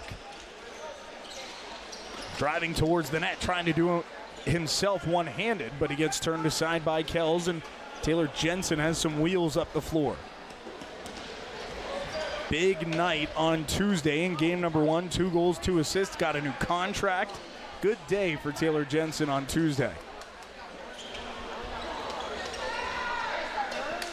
Hiltz off to Hellier. Gets it right back from Rezateris. Now it's Hiltz. Hellier. Hiltz again in the corner. 3 to shoot for Peterborough. And that pass for Hellier gets intercepted. Luke Keenan has Shanks off the bench. He steps in and scores. short-handed marker with just 1 on the power play clock for Peterborough. First goal of the second period makes it a 5-4 game. Just a perfect pickoff in the back end. We've seen 2 picks from Brooklyn on this power play. This one leads to a goal as Shanks has been looking for that bounce shot. That's his 3rd attempt on the bouncer. The last one, he was looking for that exact same spot. He comes back down and just places it identical to that last one where Kells got a piece of it this time. He sees all net. Hat-trick marker for Austin Shanks. It's a 5-4 game. We're back to 5-on-5 with Dawson Theed on the floor. And Brooklyn looking to go 2 for 1 after the face-off win and make this an even game. Connor Kiernan turned aside by Kells. Based on the second period he's had, you thought that might be his chance. Pace bringing it up the floor. Here's Gilray in transition as well. Rezateris looking for the response. Stopped by Higgins. It's loose in the crease, and he's able to trap it down with his backside. And they'll wipe down the Brooklyn crease. 7:05 to go in the second period. Peterborough was looking for a response there in transition with Pace and Gilray. Rezateris eventually getting the opportunity off the bench. 12 minutes and 20 seconds before we see a first goal. The Lakers, this is moments after Brooklyn opens the scoring in this second period. Higgins gets a piece of it, and then you see everybody coming in to make sure that loose ball didn't go across. As we take a look at Greg Lintner getting some action in front of the crease. He's been busy in these playoffs. Well, usually this arena is pretty cool in the summer. They're able to turn the AC on, but with all the people in here and one of the biggest crowds we've seen here this season, and with the Ontario Lacrosse Festival going on here in Whitby, building heat going up and with bodies flying around. Like we mentioned, the floor type here in Whitby, it's needed to really protect the players at all costs. Austin Shanks. Connor Kiernan slipping towards the net. He shoots it wide on the far post. Tanner Cook looking for the rebound. It bounced off the boards and past him. Pace spins off the check and brings it up the floor. Robert Hope with him. Now Gilray trailing. Loses it into the far corner. Jackson Raposo couldn't take it free. Pass cross floor for Colby Wood. Goes off the boards and Brooklyn gets it right back. Luke Keenan flips this one back for Dawson Theed. Theed and Armstrong looking at each other as Theed shoots. Stopped by Kells. Theed on the rebound. Stopped by Kells again. Rebound picked up by Jensen, and now Theed pushing Armstrong into the end boards. Gives him an extra whack on his way to the bench as well, and I'm sure the Brooklyn coaching staff will have a conversation with him about keeping a cool head. It's a 1-goal game as this loose ball is going to send Brooklyn the other way. Owen Tapper has a breakaway. Tapper stopped by Kells. Rebound Shanks, and he stepped into the crease. Good effort, though, with that one hand. Good chance for Brooklyn to tie it up. Now here's Evans streaking in, stopped by Higgins. Rebound picked up by Keenan Cook. And Cook will bring it up the floor. Tanner Cook now. Off to Lucas Littlejohn. He's a spark plug for Brooklyn as a call-up. Into the corner, here's Sean Wesley. Austin Shanks. Connor Kiernan couldn't get the step to the net. Kells took away every angle as he has all second period long on the Brooklyn captain. Brooklyn outshooting Peterborough 15-6 in this middle frame. And just outscoring them 1-0. They have the series shot lead, but Peterborough with a 2-0 series lead. Higgins makes a save on Wood and sends it up the floor for McDonnell. McDonnell finds Shanks off the bench. Shanks tried to go back to McDonnell. He wasn't ready for it. Loose ball. And McDonnell able to knock it free. Didn't have a step on it. Armstrong picks up, and away goes Gilray in transition. Matt Gilray, cross floor. Evans in front. He scores! First to the middle frame for the Peterborough Lakers. It's Turner Evans, his second of the night, and it's 6-4 Lakers. Turner Evans coming full speed off the bench, and he gets Higgins backed up into the net. We saw him do this the other night where Higgins got backed up, and the more back you are in your net, the more you can see corner-wise. And Evans had a few good looks, made a nice fake at the top, and then buries it through, restoring Peterborough's 2-goal lead, their first goal of this middle frame. After a pretty hectic opening 20 minutes, you can tell these teams definitely regrouped in the first period. Coaches, captains, whoever, somebody said some words on both sides to settle these teams down. Just that one penalty to report of in the second as well. Take a look at Landon Kells, who's been the busier of the two goalies in this period, making some big stops. The only shot to go by him was that bouncer from Shanks. And we just talked about before that how hard it is for a goaltender to stop a bouncer, and it's different on the cement than on the carpet at the Memorial Center in terms of how that ball bounces. Carpet would give it a more true bounce. The concrete floor would make it spin a little bit differently, and it gives you some odd angles. Yeah, and it comes off hard. Talking to any of these players, they say the game is faster on the cement, which means more running from both sides is the way that ball is coming off the floor. 6-4 game with under 4 minutes to go in the second period. Long shot by Cook. That one just misses. Armstrong gets checked by Theed, and that ball pops free for Cook. Fresh shot clock here for Brooklyn. Shanks. Off to Connor Kiernan. Cross floor pass gets intercepted by Joey Capito. Capito stepping away from Tanner Cook. Now it's Thomas Hogarth.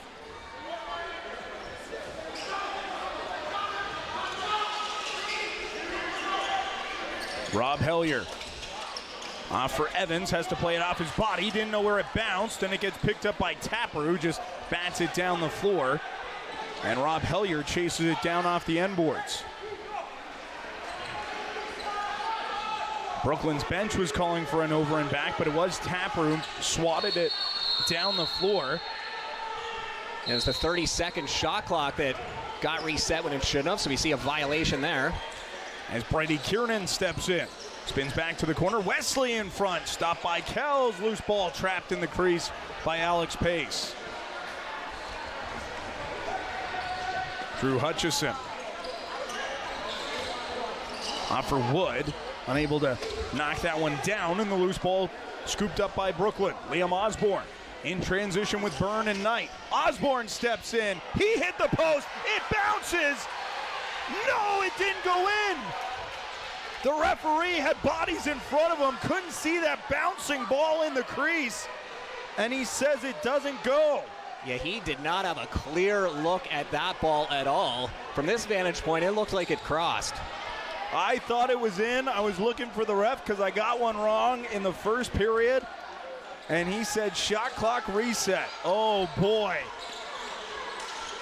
Now Rezateris with a shot. That gets turned aside by Higgins. Rebound picked up by Peterborough, so they get the reset as the shot came before the shot clock went off. Brooklyn gets it away on a turnover, but they are unable to connect on the pass to Keenan Cook in transition, so Peterborough will go back the other way with 90 seconds to go in period number 2. Peterborough still holding on to that 2-goal lead, 1 goal aside here in the middle frame.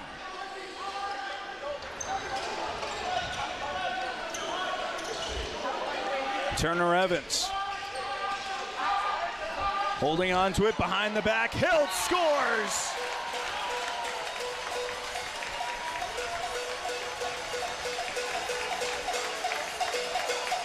Owen Hiltz gets his 4th of the game and extends that Peterborough lead to 3. 7-4, Lakers leading, and 4 of those Lakers goals coming out of the stick of number 25, Owen Hiltz, as he continues to have the hot hand. An opening period hat trick, and then picking up his 4th, just over a minute left to go in this middle period. It's going to be Brooklyn ball off the bounce on the face-off. Here's that last one. That's close. Robert Hope needs to get a lot of credit for that one, for reaching in, and then here's the goal at the other end of things. The flip pass from Turner Evans, and Hiltz with the finish. You need an overhead cam almost. That's tough. Well, Hiltz's stick did touch the meshing, but it's where the ball is. You got 40 seconds left. 17 seconds separate the game clock and the shot clock. Connor Kiernan trying to sneak in. He scores! He says, finally, it's gone in for me. 30 seconds to go in the second period. An all-important face-off coming up, and it's back to a 2-goal game. That's big. Whenever you can score a goal in the final minute, it's huge to get momentum on your side at the break. And he has been snake bitten tonight, and that's as close to a crease violation as you can get. Referee had a clear look at that one, though. Nice little hop to sort of get up and elevated, avoiding from jumping through that crease. Loose ball, and it is picked up by Brooklyn. They call a timeout with 25 seconds to go. So there is the face-off conversation. Jake Withers not in the game for Peterborough that we were talking about. Brooklyn scores, face-off with 30 seconds to go. Mike Byrne with an important draw against Taylor Jensen, and now Brooklyn has the final possession of period number 2. Yeah, there's no other sport where face-offs are this important, and we could see another goal from Brooklyn if they can execute this play that they're drawing up right now. But that's big. You have Jake Withers in the lineup. He's going to win that face-off 9 times out of 10, especially one where you've just given up a goal with 30 seconds. The guy is just able to turn it up to a different level and win face-offs at will. We've seen him go perfect in games where he doesn't lose a single face-off, and we knew that Brooklyn would be taking advantage of him being out of the lineup, and here's an opportunity to take advantage. They've got the goalie out, Higgins on the bench, 6 on 5. Shot clock will not be a factor as the game clock is down to 25 seconds. So we'll see they're going to kill off a good chunk right now. So you'll see nothing happen until about 8 seconds left, and then they'll start to make their move. Austin Shanks, he's got 3 goals in the game. He works it with the captain, Connor Kiernan, who just got his second of the playoffs. 15 seconds ago. 10 seconds to go in period number 2. Can Brooklyn pull within 1 heading into the third? Shanks off for Theed, steps in, shoots, stopped by Kells, trapped down, and that'll be the end of period number 2 as Dawson Theed will take a penalty at the end of the second period. He took a whack at Robert Hope's arm, and Brooklyn is going to be shorthanded to start the third. So not only can they not pull within 1, they're going to take another penalty here, Scott. And they're trying to goat the Lakers into taking a penalty as well, but there's nobody on this Peterborough team who is going to bite at this point of the game, as Brooklyn still exchanging words. Couple hacks behind the play as well, but a busy tail end of that second period, and it'll be a power play to start with for the Lakers in the third. Dawson Theed making his way off the floor.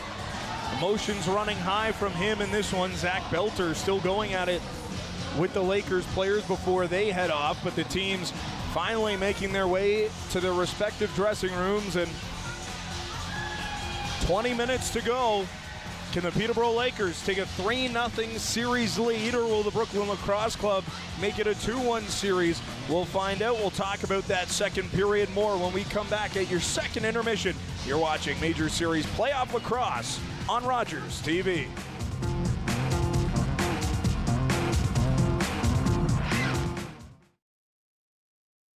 After a night out with your friends, there's always options for getting home safely. You could call your BFF, your mom or dad, whoever you can count on for a safe ride home. You could call your favorite cab company or 1-888 taxi guy, or you could use the Arrival Live smartphone app to help you choose your ride. Be it a friend, transit, or taxi, Getting home safely is app easy. Now available for iOS and Android devices. Visit ArriveAlive.org to find out more. Arrive Alive. Drive sober. I never thought I'd know that feeling. To be in love.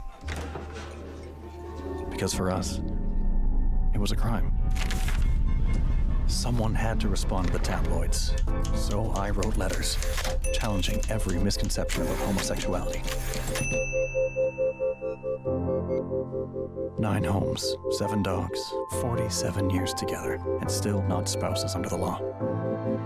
So we took our fight to the Supreme Court. Jim Egan and Jack Nesbitt await a verdict on their fight for spousal rights. Hello.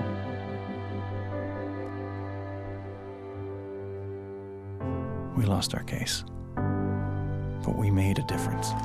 As a result of Jim Egan's case, the Supreme Court ruled that sexual orientation is protected under the Charter of Rights, a landmark victory for the LGBTQ2 community.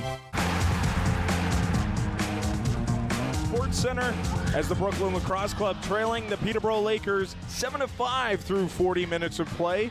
Jack Moore and Scott Arnold with you.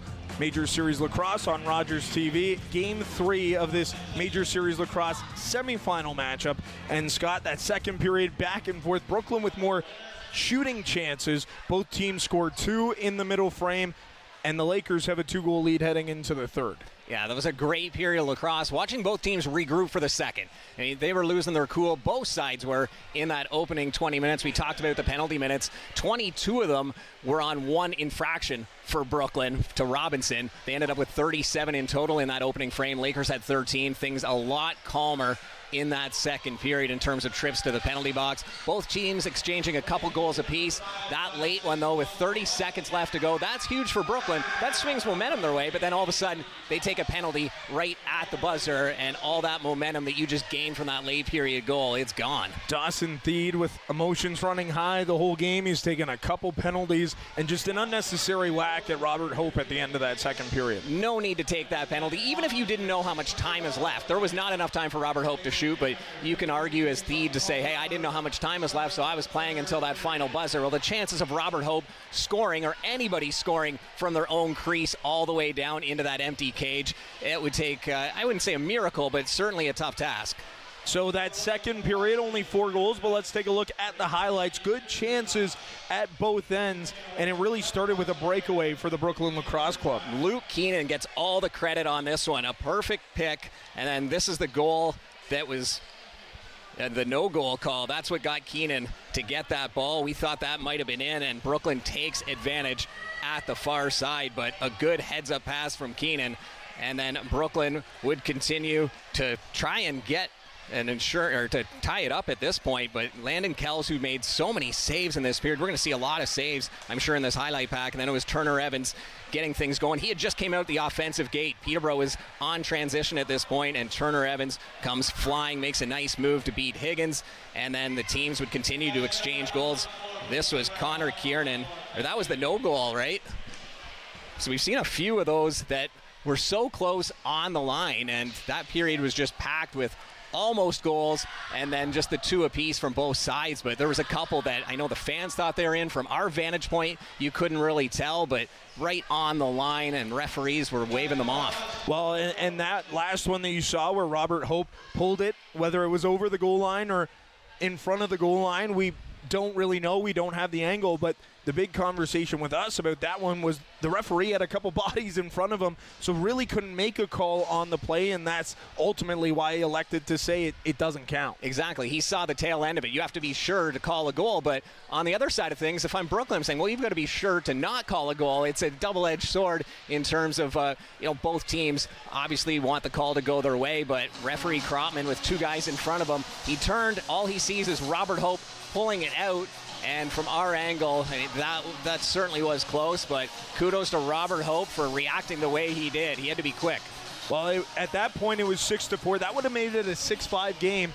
Ultimately, Brooklyn doesn't get that one to go. Peterborough goes down the floor. They get stopped. Brooklyn gets stopped the other way, and then Owen Hiltz gets the 7-4 goal. Brooklyn able to score late in the period, but it does seem like Brooklyn really not able to take advantage of their chances here in this game through the first 40 minutes of play. Yeah, out shooting the Lakers throughout that entire period. Landon Kells, we saw some of his saves in that highlight pack, but he was coming up big. The Lakers defense, they're trying to keep Brooklyn to the outside, but Brooklyn doing a good job in that period, I found, getting through, getting some holes. The other side of the floor, Brooklyn defense had to make some adjustments. You saw Peterborough on several possessions. They were putting a man, instead of at the top, he was behind the net. And they were trying to throw Brooklyn off that way. They didn't score on any of those attempts, but we'll see if that continues in the third period. Brooklyn had to readjust their defense a little bit, and I thought they did a good job at doing that. Very unlike these two teams to go through a period with just 4 goals in total, and 2 aside. Of course, Brooklyn only 2 goals in the first period in game 2, none in the second, and just 2 in the third. They got out to 6 goals in the first period in game number 1, but were held to 4 the rest of the way. So this is a team who's fighting just to find the back of the net right now, and Peterborough defensively has Brooklyn's number. And we know the floodgates can open, though. You mentioned that game 1 where Brooklyn had 6 goals. Peterborough also had 6. So a 12-goal period in what is only 20 minutes long. To see that many goals is pretty wild. It could happen here. We'll see how this third period goes, but we mentioned Peterborough will be starting on the power play, so they'll be looking to get some momentum back their way after Brooklyn scored with 30 seconds left in that middle period. Keys to success here in period number 3 for both of those teams. Discipline, discipline, and discipline. Those are the 3 keys to success for both sides. You give up a power play here in the third period, you're going to be made to pay. Discipline, the name of the game. Peterborough on the power play to start the third. They have a 7-5 lead in the contest, and they are looking to take a 3-0 series lead in the Major Series Lacrosse semifinal that you're watching on Rogers TV.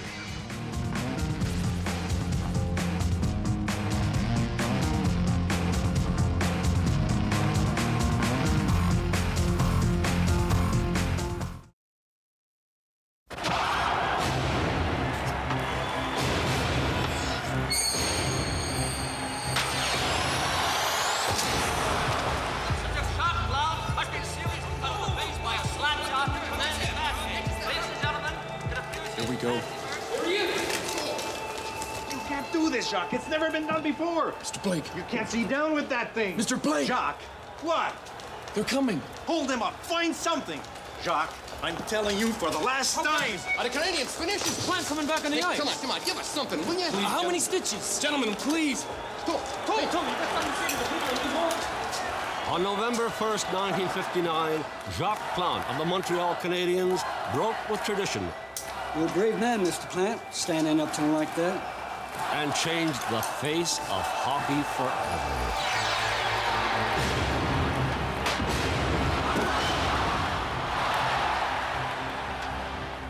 Think it's okay to drive high? Think again. Drug-impaired driving is as illegal as drunk driving, and in Ontario, the penalties are the same. If police suspect you're driving under the influence of drugs of any kind, or a combination of drugs and alcohol, and you fail a roadside test, your license will be suspended immediately for up to 30 days. You'll pay a penalty of $198. And you can be charged with a criminal offense of impaired driving, the same as alcohol. Driving high is never okay.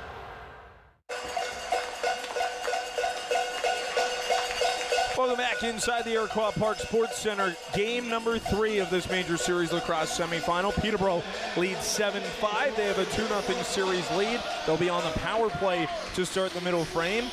Good crowd in attendance here in Whitby to cheer on these two teams. A strong contingent down the 115 from Peterborough. And a lot of people taking this game in from many cities across the province with the Ontario Lacrosse Festival here going on, day number 2 of that event here in Whitby, being held here at the Iroquois Park Sports Center. Yeah, seeing 2 good rivals go at it. We talked about how great this rivalry is going back to minor lacrosse into junior A and then now in senior. It's been over a decade, though, since Brooklyn has won a playoff series against the Lakers. If you go back to last year, Lakers swept Brooklyn 4-0. In 2022, Peterborough took them in 5 games. 2018 was an interesting series. Peterborough had a 3-0 series lead. Brooklyn came back, won 3 straight, forced them to a 7th game, which Peterborough won. And then 2017, Lakers in 6.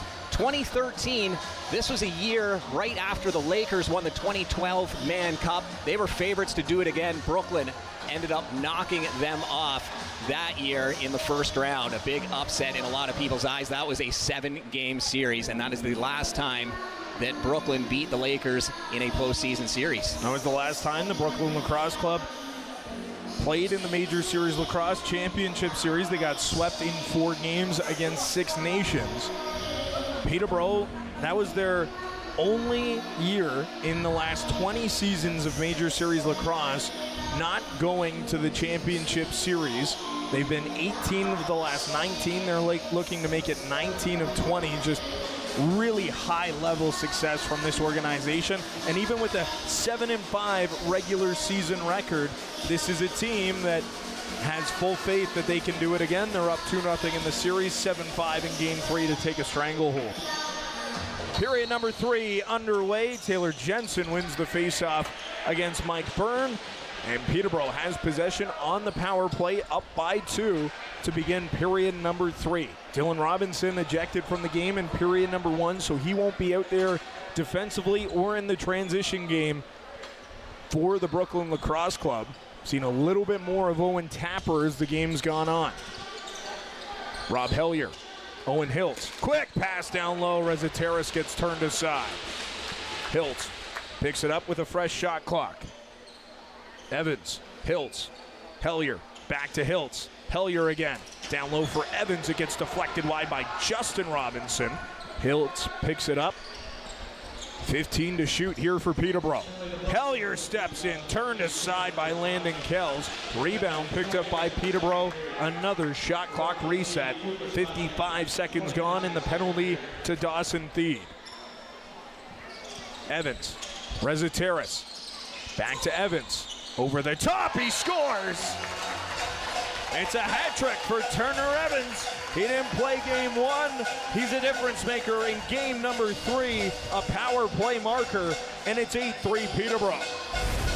Turner Evans racking up the points for the Lakers. 3 goals and 4 assists in this one. He's been in on every goal except 1.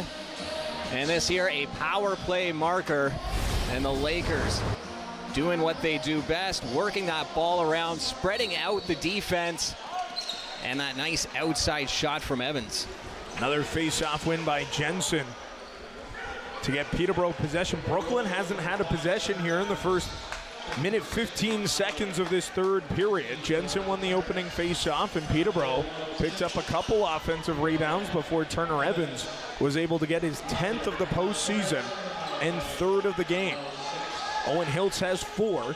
The only other goal scorer for Peterborough is Thomas Hogarth.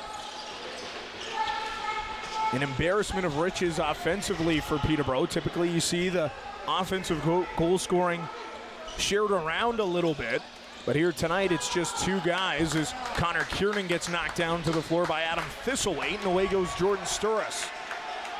Sturris drops it for Thistlethwaite. Sturris again as Wood comes off the bench.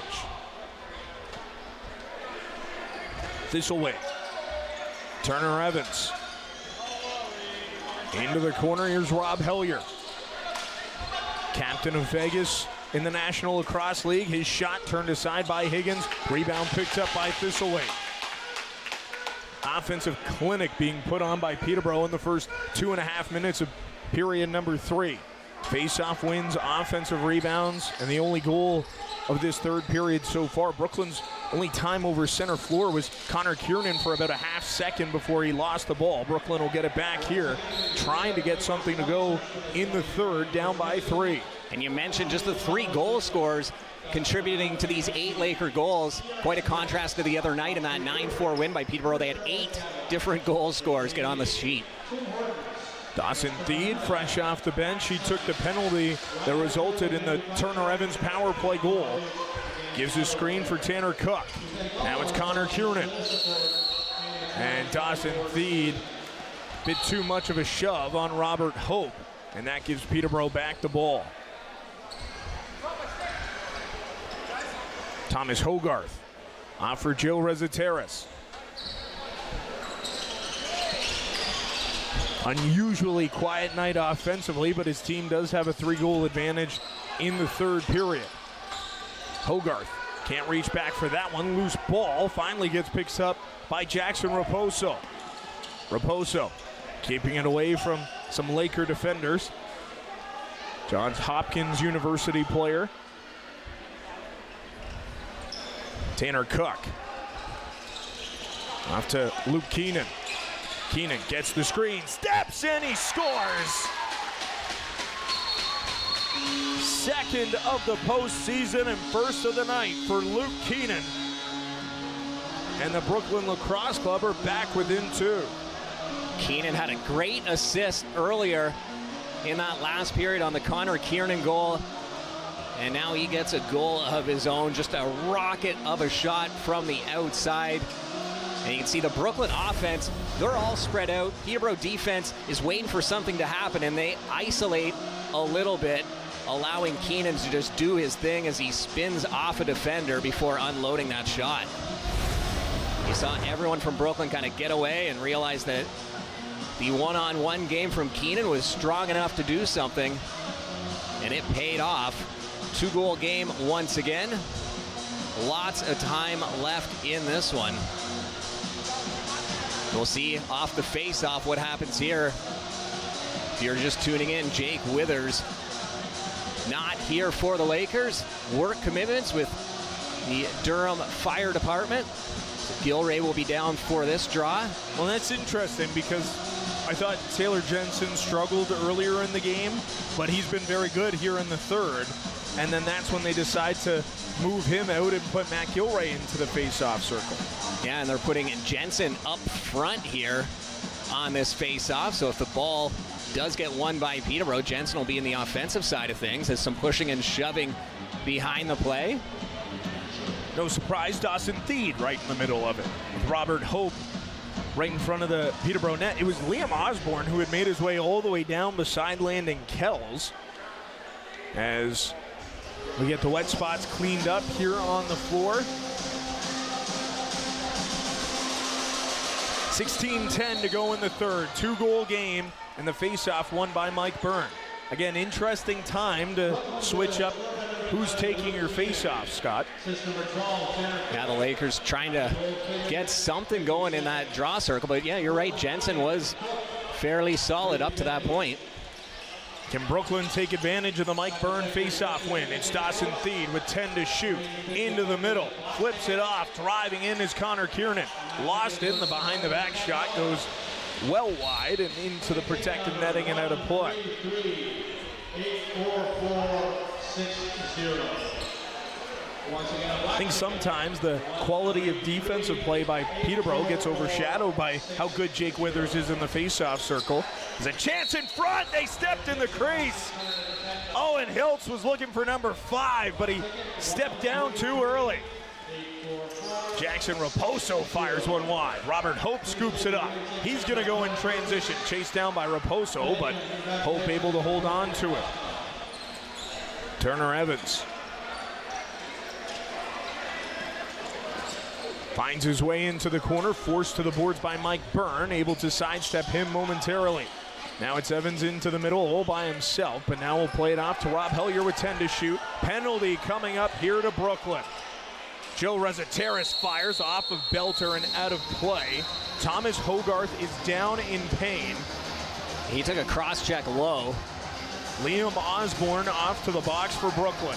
It's an illegal cross-checking call, and that's a penalty that you don't need to take at this point in the game, or any time of the game as a matter of fact, but Hogarth was not involved in the play. He didn't have the ball. Yes, he's a threat. He's a danger to score from anywhere on the floor, but the play was on the other side. Watch 19 White on the near side. Hogarth just comes through and takes that low cross-check, and those smart right underneath the kidney pads. So an illegal cross-checking call as Hogarth slow to go to the Lakers bench.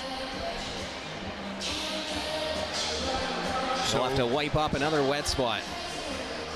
With Hogarth not on the power play here, And remember, neither of the Catonis in the game for Peterborough. They'll go with Hellier, Hiltz, Evans, Rezateris, and Hazen. Hiltz has had the hot hand, 4 goals tonight, so look for them to utilize Owen Hiltz. I was going to say, you're missing the Catonis, and your power play unit's still pretty good. Rob Hellier playing pitch and catch with Hiltz. Now it's Rezateris, cross floor. Hazen just missed. It's on the wrong side of the floor there, so he had a tough angle to shoot from. Rezateris off to Hiltz, shouldered away by Higgins. You mentioned the 4 goals. He also had one called back for a foot in the crease in transition, too. Curtis Knight back at the offensive end of the floor. This is where clock management gets interesting. It's only a 2-goal game. Lots of time left, 14 minutes. But there's that battle of needing to kill clock and pick up some offense as that shot gets turned aside. Lucas Littlejohn with the look there for Brooklyn. Taylor Jensen brings it up the floor. Rob Hellier will come on. Jensen off for Hellier. Rezateris. Hogarth back on the floor here for Peterborough. Took the cross check that drew the penalty. Hellier, Hiltz. Hellier up top. Into the far corner, Evans. Hellier steps in, stopped by Higgins. And it's going to be Brooklyn ball. It was at the end of the shot clock, but he got it away first. Now a stretch pass down the floor. Brady Kiernan. He gets shouldered away by Landon Kells. A big save by the Peterborough goaltender with Brooklyn shorthanded. That's big for Peterborough. They'll have one last possession on the power play. Power play clock and shot clock just 1 second apart, so you're right. This will be the last possession of this power play for Peterborough, who's been stout on the man advantage tonight. Rezateris gets turned aside by Higgins. Now another stretch pass. This time it's Tanner Cook. Steps in behind Wood. He scores! No, it gets turned away by Kells. It was Kells' stick that hit the mesh there. They're tricking me all night. Now it's Osborne turned aside by Kells. Rebound picked up by Justin Robinson. We're 5-on-5. What a play by Tanner Cook, though, to use his size and strength to even get that shot off. Landon Kells has been phenomenal here tonight. Connor Kiernan shovels it back. Shanks tried to flip it in front. He was looking for Sean Wesley, but couldn't find him. And the stretch pass for Peterborough will get turned over. And Jackson Raposo will pick up back in his own end, and they'll need to wipe up the crease in the Peterborough zone, so Brooklyn will get the restart back from their own end. That's a tough whistle for Brooklyn. Again, we talked about this. It's safety. You have to blow it down, but Brooklyn really starting to apply the pressure. Couple great opportunities, and then all of a sudden, you have to slow things down. It gives Peterborough a chance to settle themselves down after a couple good opportunities from Brooklyn. The last one coming from Tanner Cook. Just bulldozing his way through, and you can just see the size and strength. He's a tough man to stop. And then you see the stick hit the mesh as Kells slides by. That's what got me. Got a lot of people. Crowd reacted beside us. Lakers fans to our right, Brooklyn fans to our left, and then a bunch of lacrosse festival teams mixed into the middle, making this some great atmosphere. So Austin Shanks starts back from his own zone. Fresh shot clock for Brooklyn. Less than 12 to go, down by 2. Dawson Thede steps in and it goes high. Sean Wesley, Tanner Cook shoots, stopped by Kells, rebound in front. Thede couldn't find it in front, but he picks it up in the corner, and a fresh shot clock for Brooklyn. This is where you're talking about Brooklyn turning up the heat. Thede, Cook, cross floor, that gets turned aside by Kells. Now it's Thede, and Kells makes another save. And now a nasty, nasty hacks from Austin Shanks onto Eric Schul. Schul not biting at all. I don't know if he's getting the original penalty. They're walking Schul towards the penalty box, it looks like, but the Peterborough gate's not open up. So I don't know if Schul's getting an original and we only saw the tail end of that, but there's the wax that we saw after, and Schul just showing that he wasn't doing anything, but he got the original penalty. I think he was baiting Shanks. Keep slashing my wrist. They're right here. Whatever Schul did at the start will give us some 4-on-4 lacrosse, but Brooklyn should get the extra, you'd think. Otherwise, he got away with 3 healthy whacks. It's going to be a 5-minute major on the board against. So not only is your best offensive player in the penalty box, it's a 5-minute major. So we're going to have 4 minutes of 4-on-4, and then we're going to have 3 minutes of Peterborough major power play time. And just not the right time for Brooklyn's best offensive player to take that penalty. Never a good time. But in the situation Brooklyn's in, Hellier scores! And then talk about unnecessary. After the play is done, Hogarth takes a vicious high stick right to the throat area. That's going to cause a game misconduct. That is tough as Brooklyn's starting to lose their cool after they're playing so well and getting so many good chances. We talked about in the intermission how important discipline is. In the 4-on-4 game, Peterborough was able to get that goal, plays over, and then all of a sudden a big high stick on Hogarth for no reason at all. But watch this play by Hellier. You can see Hogarth, they're already starting to mix it up. So there's already a bit of pushing and shoving, nothing major, just 2 guys battling at it, and then Hellier goes through, and then watch 19 White after the goal, or just beyond there. We'll be able to see it right in the middle. 19 White is Hogarth. He's just standing there, and then boom. 5-minute major against Zach Belter, his second 5-minute major So of that's the why game. he's ejected. I think he would have been ejected for that one anyhow, as Peterborough looking for a chance at the side. Higgins makes the save. It's 4-on-3 right now. 2 5-minute majors on the board against Brooklyn. Connor Kiernan down by 3, trying to do it himself. He gets turned aside. Dawson Theed picks up the rebound, slips the defender and steps in front. Backs himself in, and Landon Kells makes the save. Physical run by Dawson Theed, but he can't get it to go. And Brooklyn has put themselves in a terrible position late in this game. Yeah, getting frustrated like this, they're going to call for the towel, but getting frustrated like this when it was only a 2-goal game at the time. Obviously, the last 5 came when it became a 3-goal game, but you're right in there. You're getting the opportunities. You're applying the pressure to Peterborough. You were showing some good offense. It's not like the game is out of reach and getting out of hand, and that's usually when you see the silliness like that. This game was right there. It was Brooklyn's for the taking. Still lots of time left, mind you, but once these 5-minute majors are over, you're going to have just under 6 minutes left to go in this one to get 3 goals on a goaltender who has been playing great, Landon Kells. And that man right here has been playing amazing as well. 4 goals for Owen Hiltz.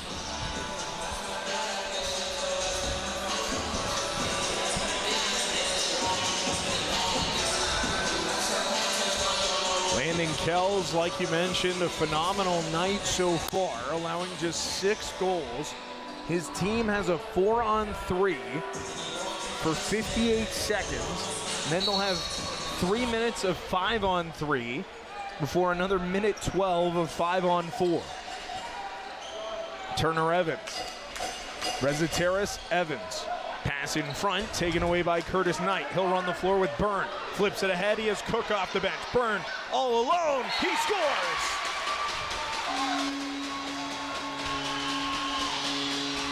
Transition, short-handed goal from Mike Byrne to make it a 2-goal game. With 10:10 to go in the third, his first of the postseason. Just a fantastic play by Byrne to recognize the ball was loose, goes full speed, doesn't try to pull out or anything like that. He knows, even though they're short-handed, clock management is not an option at this point in time. You've got to go straight to the net, and that's exactly what he did. Tried to win that faceoff as well, but Taylor Jensen able to get it past him. It looked like Byrne wanted to go off for a change, but he got told, hey, you got to go back out there for the face-off after going for that run. So a 9-7 game. 4-on-3 for Peterborough. For 18 more seconds, they have 8 to shoot. Owen Hills, Reziteris, down low, cross floor, stopped by Higgins. Now it's Curtis Knight stepping into the Brooklyn crease. It's a fresh shot clock for Peterborough, and in 8 seconds, it's 5-on-3. Owen Hills. Turner Evans. Back to Hills. Back to Evans. Cross floor. Now it's Reziteris stepping in. He shoots. Stopped by Higgins. Rebound picked up by Justin Robinson. So we talked about this earlier, but that awkward spot for Brooklyn. You're trying to kill time and bring down those penalty clocks, but you're trying to score as the captain, Connor Kiernan, goes flying into the crease, but he gets turned aside by Kells, and they'll have to wipe up the cement floor here in behind the Peterborough net. And you hit the nail right on the head in terms of clock management at this point in time. Even though you're down by 2 men, you have to try to get to the net. There's the penalty box on the far side. The Lakers with a huge opportunity, 2:37. They're going to be on the 5-on-3, and Brooklyn still manages to get a shot off. It's the captain making his way through. He's had a few good opportunities in this game, but as soon as you see the net and you realize there's just one defender in front of you, you've got to take advantage, and that's what Connor Kiernan did. So we take a look at the Lakers side. An opportunity for them to score 4 goals. You can score 2 goals on a 5-minute major before it's wiped. So if they can get 2 in the next 2:37, they'll have a tail end to maybe score a third on there as well. Both penalties kind of match right now, 2:52 and 2:37 on the 2 5-minute majors. So a couple quick goals and 2 more quick ones is what Peterborough's thinking. They're not going to let off the gas. They're not going to play clock management either. They're going to be thinking, get to the net, get shots off. Even though it's late in the game, you don't want to worry about the clock. You just want to worry about filling the net, both teams.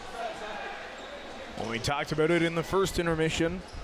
Zach Higgins, Major Series Lacrosse MVP, is going to need to be that guy down the stretch. Hellier off to Hiltz, hit the post, in behind Higgins, and Evans picks up the rebound in the far corner.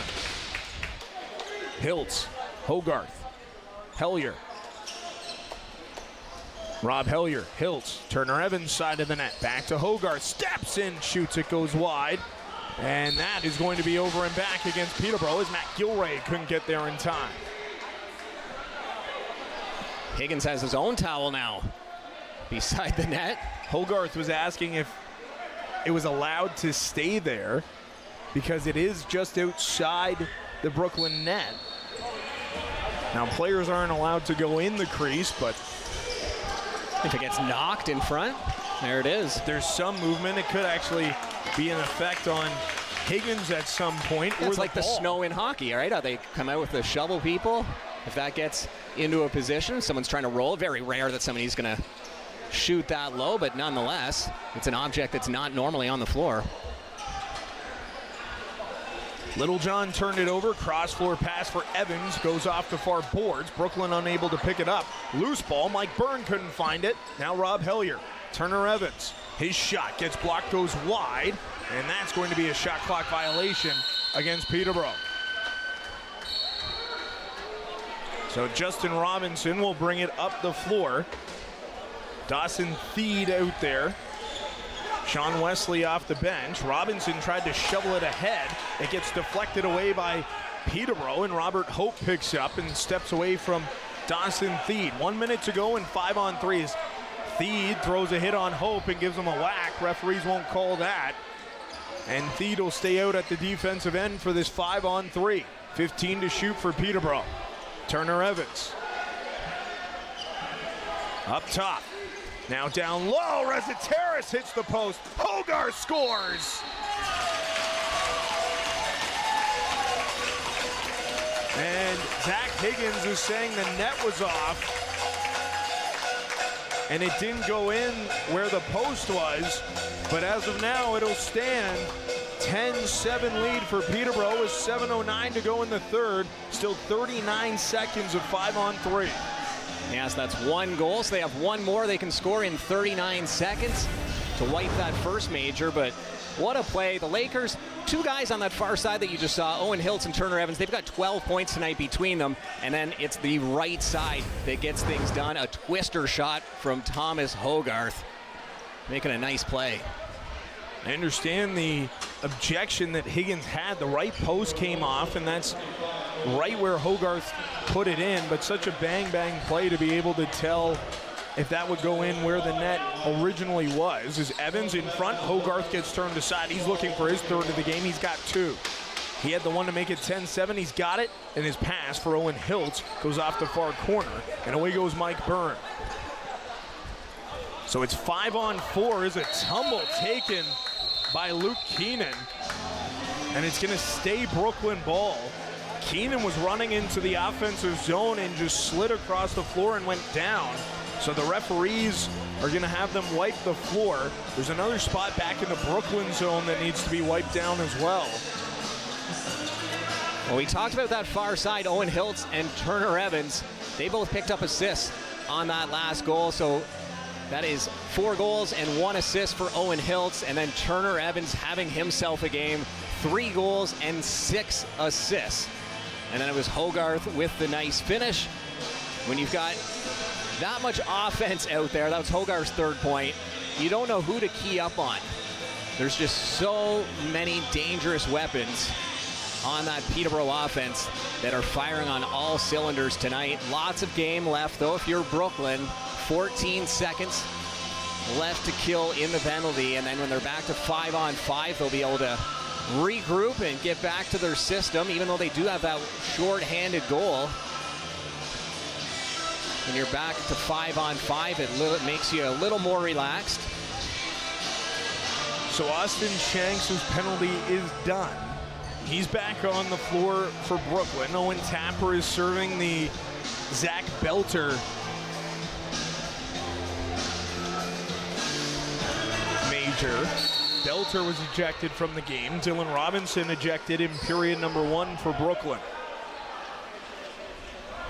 Austin Shanks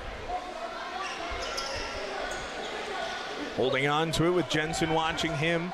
5-on-5 now.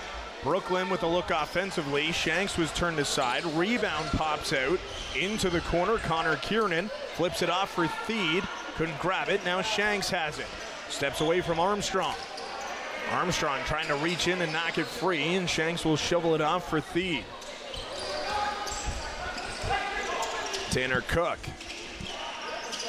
holding, stepping in, and Theed called for the illegal screen as Colton Armstrong dumped down to the floor. They've been battling all night, those two, Theed and Armstrong. Under 6 minutes to go, and time really starting to become a factor here in the third period with Peterborough a 3-goal advantage. And that one gets sent into the penalty box and out of play. And they're going to say that that got deflected, so this, it will be Brooklyn ball. Lakers bench saying it should be theirs, but we'll get the restart here with Brooklyn at the offensive end of the floor. Connor Kiernan, Luke Keenan, he's been hot tonight. He'll take a shift offensively. Tanner Cook steps in, flips it back for Wesley. Sean Wesley off to the boards. Here's Brady Kiernan.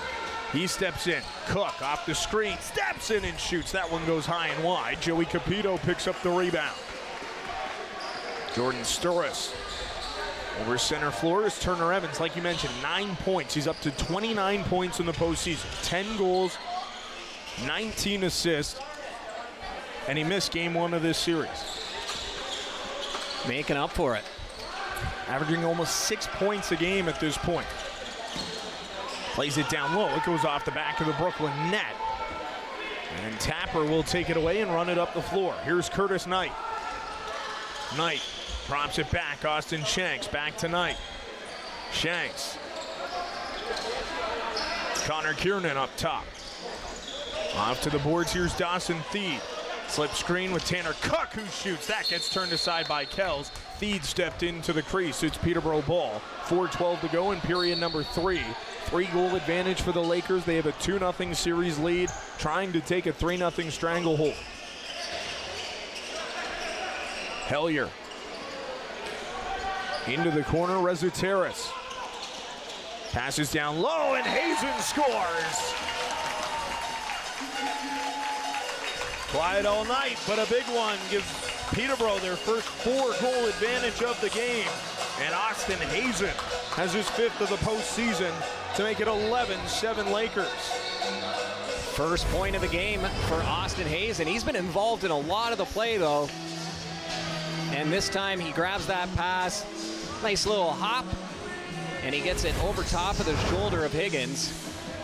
But Hazen rewarded for his play. It's surprising he doesn't have a point the way he's been involved in so much of the offense. He's been the main guy who's been setting up behind that net, just trying to throw Brooklyn off with that different offensive setup, and this time he finds himself right at the top of the crease and gets that nice dish. Zach Higgins off to the bench. We're under 4 minutes to go. It's a 4-goal lead for Peterborough. 6-on-5 for Brooklyn is Curtis Knight with Dawson Theed, Tanner Cook, Brady Kiernan, Austin Shanks, and Connor Kiernan. Pass for Cook goes into the Peterborough bench. Higgins goes back onto the floor as Matt Gilray goes away in transition. He's got Jensen with him, but the assistant captain for the Lakers. Someone's getting tossed from the Brooklyn bench.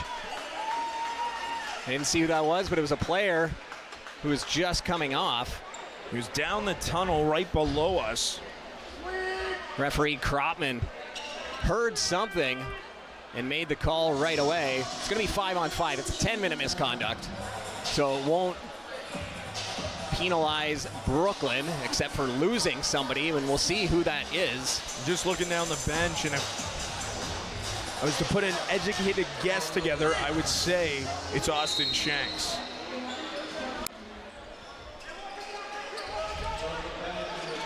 Yeah, Austin Shanks ejected from the game. He was mouthing off to the official from the bench. 3rd member of the Brooklyn Lacrosse Club team to get kicked out of this one. Here's Hellier, and now we've got some rough stuff down on the floor.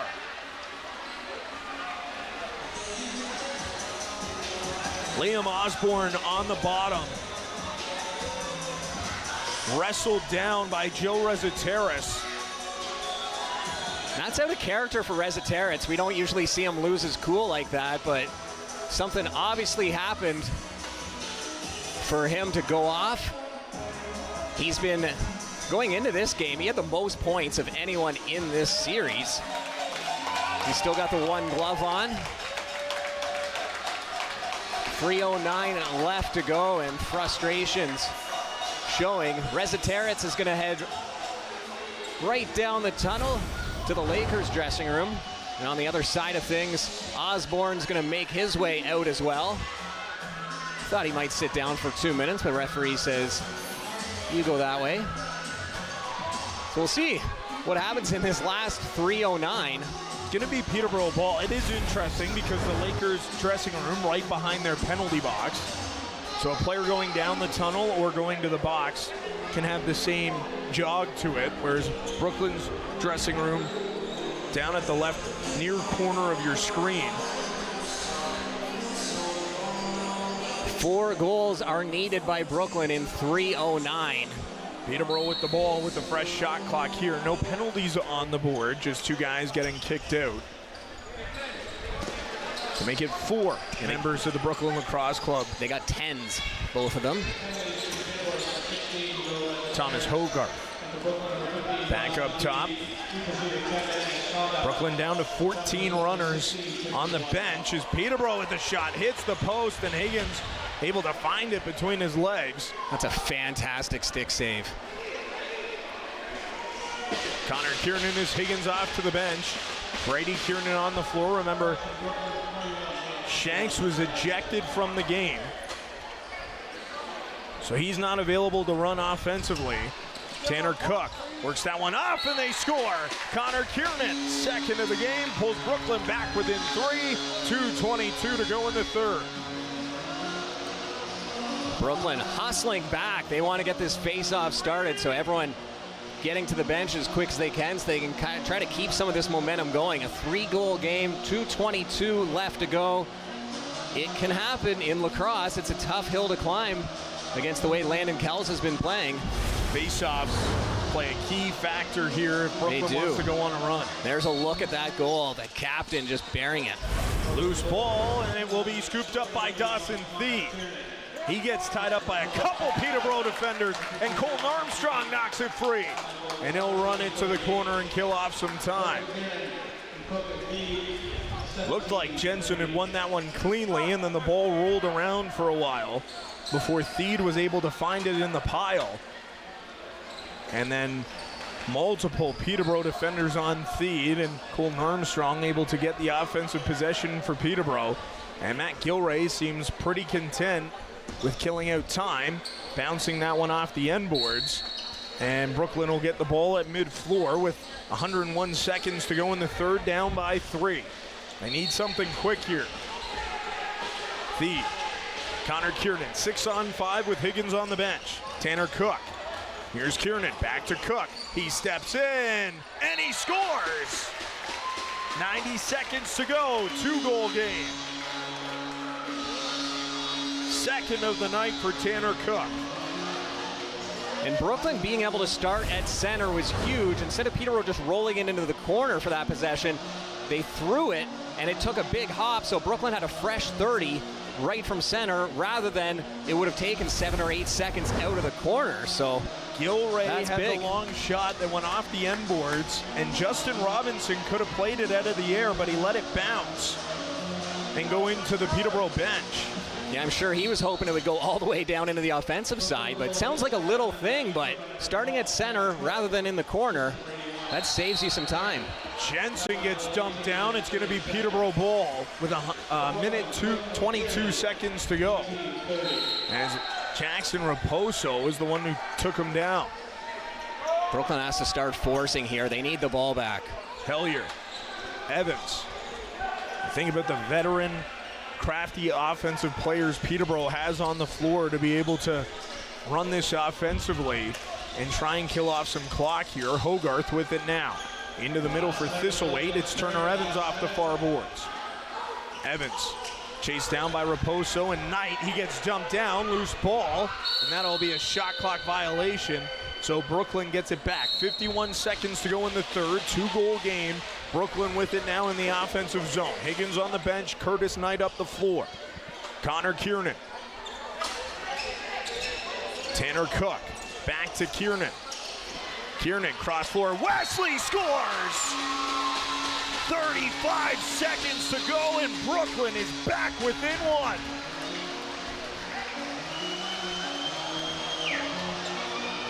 What an incredible goal.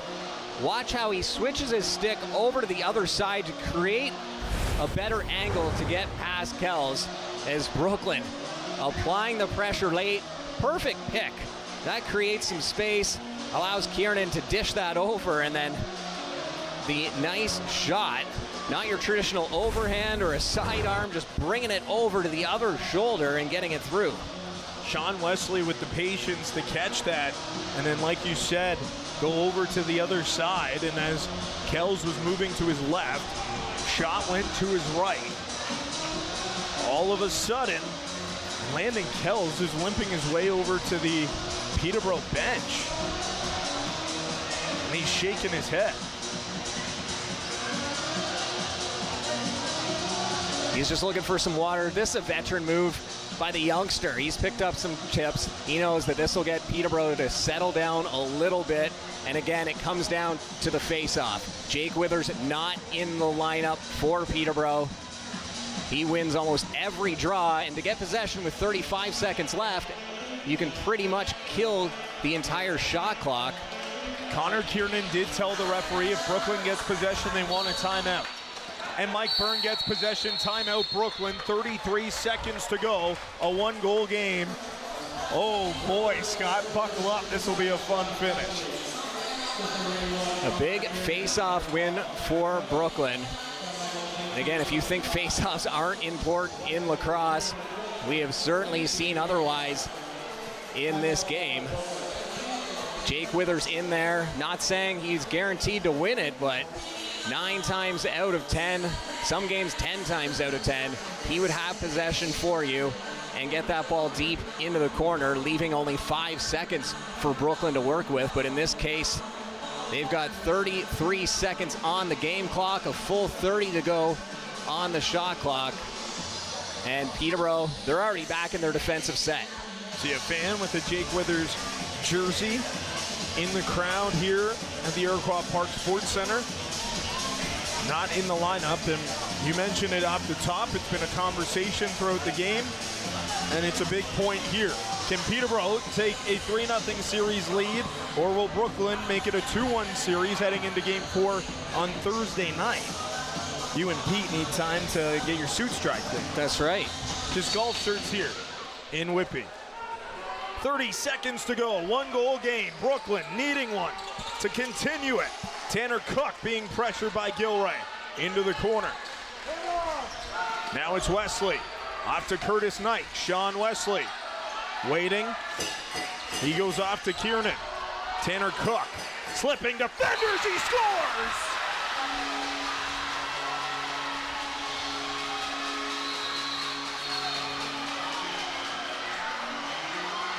A hat trick for Tanner Cook with 11 seconds to go in the third. We're tied at 11.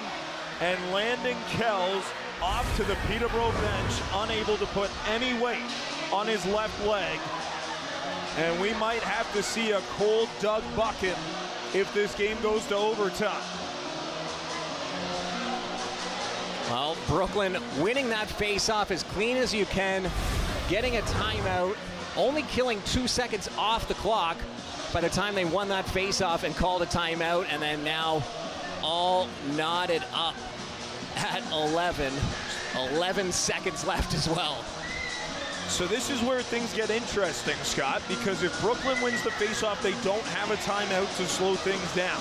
If Peterborough wins the faceoff, they can take a timeout to get set up for the last possession of the game. So 2 very different situations, but Landon Kells on the bench, Doug Buchan into the net here for Peterborough. Phenomenal goaltender. He's been sitting on the bench. He hasn't had warm-ups for the last 2.5 hours. And you talk about the timeout, Peterborough could call a timeout, or they could be thinking, well, if we take it now, we don't get it in overtime. So is it more important right now or saving it going into overtime? So we'll see what happens. But again, another important face-off coming up. 4 unanswered goals for Brooklyn. With under 4 minutes to play, 11 seconds to go in the third. Loose ball at center. Byrne lost his stick, and timeout Peterborough as Matt Gilray had picked it up. 6 seconds to go. Peterborough wants some time put back on the clock. Referees will have a discussion here. Buchan will be on the bench for the extra attacker as Peterborough with 1 final play left. Hazen was asking for 2 more seconds. Ecclestone, the referee, saying there's 6 seconds left on the game clock. That's where they'll mark it. So enough time. If Peterborough can perfectly execute this, they'll have to start at center, and they'll need to move this ball well. They've got some guys who can score from anywhere on the floor, but with Higgins, you need to have a really good look to score at this point. Thistlethwaite out there as well. He's just going to be the extra body kind of plugging up that middle lane, and look for Hogarth, Hiltz, or Evans as the shooters. Hiltz has 4 in this one. Joe Reziteritz not in the game. He was ejected in the third. Turner Evans quickly up the floor. Hellier fires it, gets deflected and goes out of play. Peterborough ball with 1 second to go. They'll get the restart in the corner. Do they have enough time? Cross floor. Hazen turned aside by Higgins, and we're off to overtime. Well, it looked like this one was over, and then all of a sudden, 2 minutes and 22 seconds left to go. Brooklyn gets one back, and then with 1:30, they get another one. And then 35 seconds left and 11 seconds left. What a shock. 4 players for Brooklyn, ejected from this game. Landon Kells is being helped by the trainer, putting a little bit of weight on that left leg, but walking with a noticeable limp. When he left the floor after Brooklyn tied the game at 11, he couldn't put anything on that left leg. Doug Buchan has not been tested here tonight. We have sudden death overtime coming up for you in game number 3. Brooklyn trying to get their first win of the series. What a wild turn of events, though. And let's take a look at the highlights from period number 3, Scott. Yeah, a lot to look at in this one, and Brooklyn did most of their scoring towards the end, but we'll take a look at that whole period. It started off all Lakers, some great ball movement. Turner Evans, who's had 9 points in this one, he picks up the hat-trick goal on the far side, and then it was the other way. Brooklyn just kept continuing to press, and that nice outside shot from Keenan to go along with a highlight reel assist he had earlier in this game. And then it would kind of stay knotted for a little bit, and then you see the big man driving towards the net. Everyone thought that was a goal, but it was Kell's stick, and then the Lakers at the other end of things is Hellier somehow finding some space. He gets in, tiptoes his way through, avoiding that crease violation. And then there on transition, Mike Byrne, who's been exceptional in the face-off dot. And then Turner Evans dishing it down to Rezeter. It's the big rebound out to Hogarth. This third period was wild. It had a little bit of everything. And then it was Hazen getting his first goal of the game. And then it would be Brooklyn taking over 4 unanswered goals down the stretch, getting things going. Connor Kieran, this is just with 2:22 left to go in the game. They're down by 4, down by 3 at this point, and they just keep plugging away, applying the pressure until they were all the way back to the 11-11 score to force overtime. 10-minute overtime. Here we're tied at 11. All-important face-off like we've talked about. Mike Byrne gets swarmed after he gets possession. Ball pops free. Can Curtis Knight grab it? And no, Peterborough is going to come away with it. It's Alex Pace. Matt Gilray. Peterborough gets the first possession of overtime. 4-goal run by Brooklyn to force the extra frame in under 3 minutes. Gilray coming off the floor for Peterborough. Thistlewaite off to Evans. Now it's Hutchison in the corner. Rob Hellier came on to the floor for Matt Gilray. He's got it now. 5 to shoot for Peterborough. Pass inside. Stopped by Higgins, and it goes the other way. Turner Evans dumped down in front of the Brooklyn net. He had a hold of Tapper's leg, but away goes Brooklyn. Luke Keenan off to Connor Kiernan. Brooklyn has scored on their last 3 possessions. Can they end it here in overtime? Tanner Cook into the corner. Curtis Knight up top. Dawson Theed stopped by Buchan, his first save of the game after coming on for the Kells injury. With 11 seconds to go in the third, it's going to be Peterborough ball as Dawson Theed tackled Alex Pace down to the ground. And they're going to call for a wipe down here on the floor. Again, we talked about the wipe downs, and I know they're necessary. It's just tough in overtime when the pace is at the highest level it's been after Brooklyn scoring 4 unanswered goals in the final 2:22 to force this overtime. And already in the minute 13 seconds of the extra frame that we've seen, the intensity level is like none other. Playoff lacrosse with the volume turned way up. The fans are into it like they haven't been all game as well. Helps having all these youth teams here for the lacrosse festival. They're getting a chance going. And Hiltz, the referee, sees another spot at the back end. Greg Lintner getting a workout. Great volunteer for the Brooklin Lacrosse Club. He'll sleep well tonight. It's a good thing tomorrow's Sunday.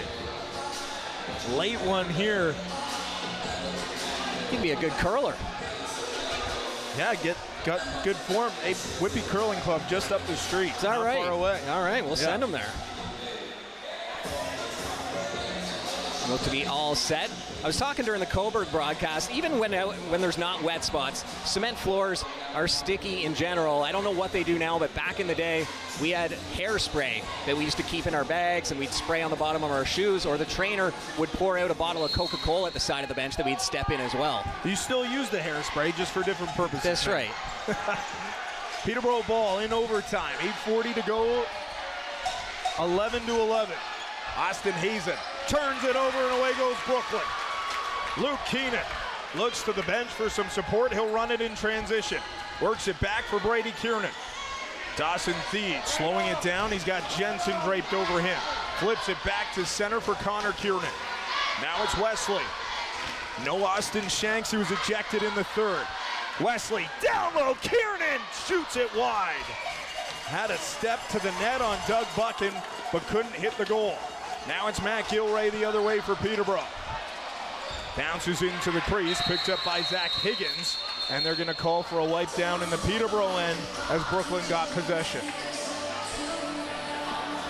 Peterborough trying to end this one exactly 2 minutes into it, but some nice defense on the Brooklyn side, who have really turned up their game.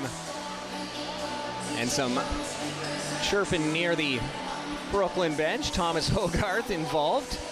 And who else but Dawson Theed.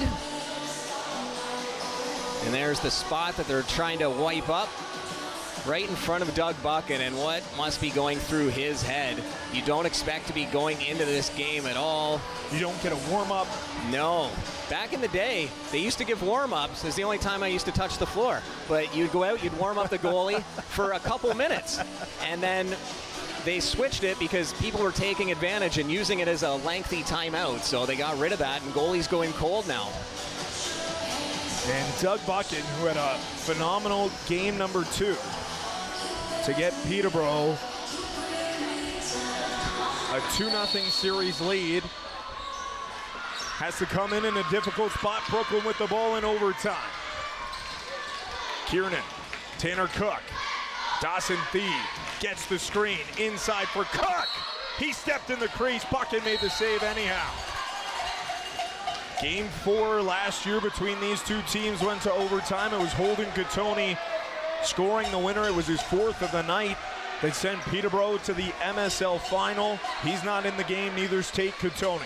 And Joe Reziteritz has been ejected, so another sniper not in for Peterborough right now. Peterborough with it at the offensive end, 5 to shoot. Turner Evans up top. Into the corner, Rob Hellier steps in, he fires it wide. It's Brooklyn ball, as that one goes into the stand. Brady Kiernan will start it up for Brooklyn.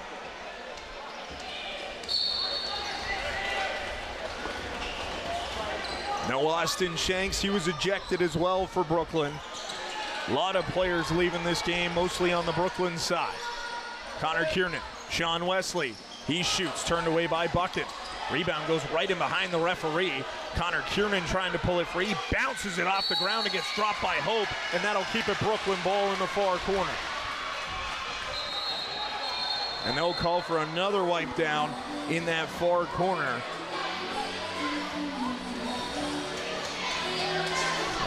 Much needed breather. The one advantage of all these wipe downs is that you can keep the same guys out for a lot longer. So Peterborough's going to keep their defense out. Brooklyn's going to make one change, but leave everybody else out. So you can see some guys are pretty gassed right now. It's been a long shift, but this is longer than a timeout for what it takes for the towel to come out. Peterborough's using this for their guys on the bench. They're drawing up a play. Tracy Koluski has the guys at the bench for the offensive unit, who are hoping to go out if the defense can hold Brooklyn off here.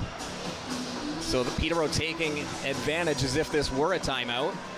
Just 14 runners in the game now for Brooklyn. 7 at the offensive end, 7 at the defensive end. This stoppage actually helps their defense a little bit, catch their breath.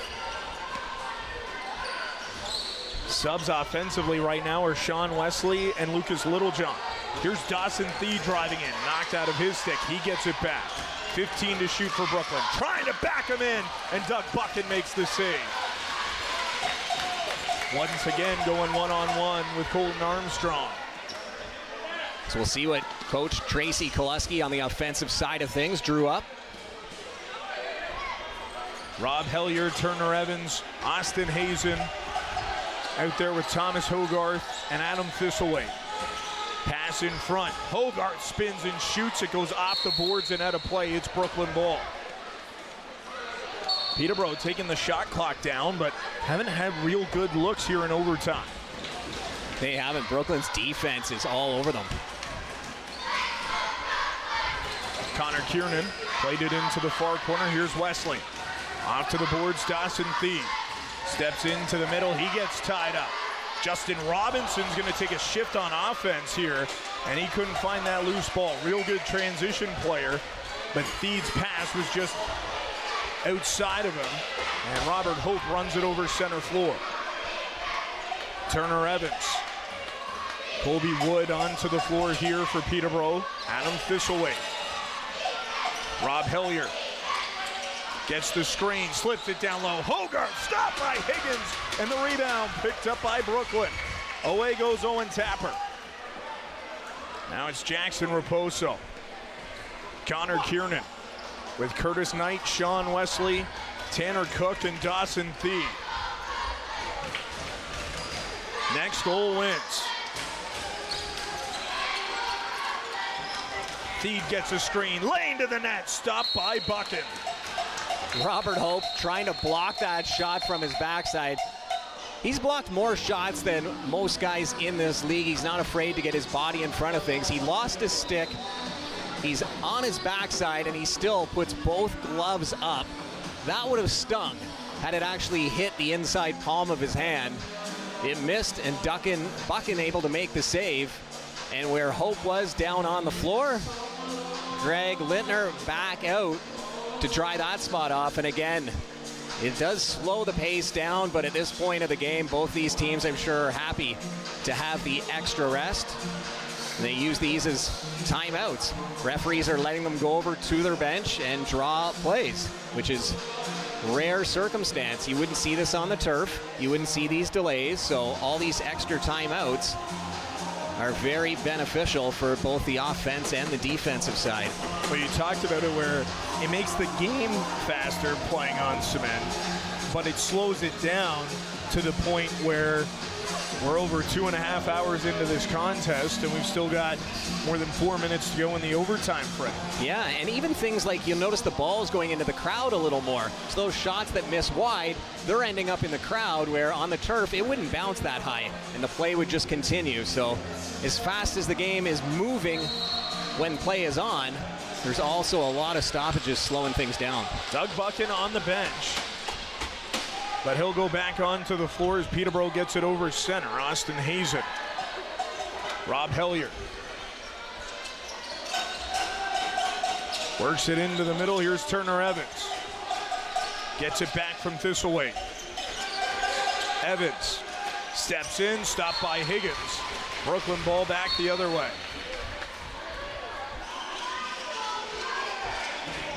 Mike Byrne, Sean Wesley leading the transition as Byrne goes off. Tanner Cook comes on. Connor Kiernan out there. Over the top shot, misses high, and away goes Peterborough in transition. They have a chance as Gilray missed the pass. Off the bench was Owen Tapper trying to get position. Gilray finds it. He goes back for Capito, and this one will go out of play. It's Brooklyn ball. Confusion at both ends and some miscues, leading to a great opportunity for the Lakers, but they can't convert. Connor Kiernan, Curtis Knight, holding on, looking for a lane. Now drops it back for Tanner Cook. Stepping in, steps back, pass in front for Brady Kiernan, goes into the far corner. Captain Connor Kiernan, off for Knight, pass in front. Brady Kiernan turned aside by Doug Buchan. He gets dumped into the corner and a loose ball in his feet. Now Tanner Cook throws Armstrong into the boards. He's down, and a penalty coming up to Tanner Cook with 3:32 to go in overtime. Colton Armstrong has taken several big hits in this game. None bigger than that one, but it will cost Brooklyn a penalty. It's Armstrong still down in the corner. Josh Martin, the trainer, having a look at him. And we'll see, watch him running from the top.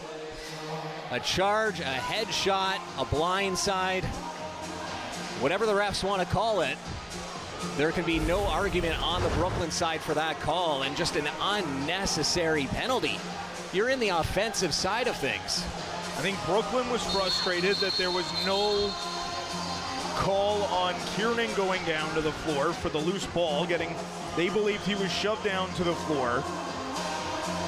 And then, you're right, Tanner Cook took it too far. It's Ben McDonnell and Dawson Theater standing right in front of the Peterborough bench. And what's gotten Brooklyn into trouble this whole game has been the unnecessary penalties.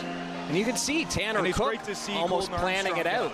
Like, he had about 5 steps to plan it out and enough time to just turn away and say, hey, I'll get him back in a different way and maybe score a goal and silence him that way. But instead, he just kept trekking. Armstrong was halfway down. He wasn't even completely standing up. So you've got a bit of a charge. You've got a headshot. You've got a blindside interference. And only 2 minutes going up on the board, which is surprising how many 5-minute majors they've called tonight, where this seems to fit what was a 5 the rest of the game. Well, and now they'll have to come out and wipe down the floor, so even more time in between this restart. But Tanner Cook sitting in the box. Peterborough going back to the power play. They've been lethal on the man advantage here tonight. Brooklyn's gotten some stops, but again, this is where Brooklyn has gotten into trouble all night long. The inability to control the high emotions that have run in this game. Brooklyn out shooting the Lakers 49-48. So close in the shot department, tied in goals, and now a man advantage for the Lakers. Rob Hellier to start it. 5-on-4 for Peterborough in overtime. Next goal wins it. Brooklyn has a couple short-handed markers here tonight. Turner Evans off to Hellier. Back to Evans. Evans, Hellier steps in, stopped by Higgins. It got blocked in front. Down and dirty was Mike Byrne as this one goes out of play and into the Brooklyn bench. It's Peterborough ball with a fresh shot clock, 19 seconds after the penalty started. Turner Evans gets it back from Hiltz. He's been the hot hand offensively for Peterborough. Evans, Hellier, Hazen, Hellier. Behind the back, Hazen steps in, he scores! 3-0 series lead for the Peterborough Lakers. Austin Hazen, overtime winner.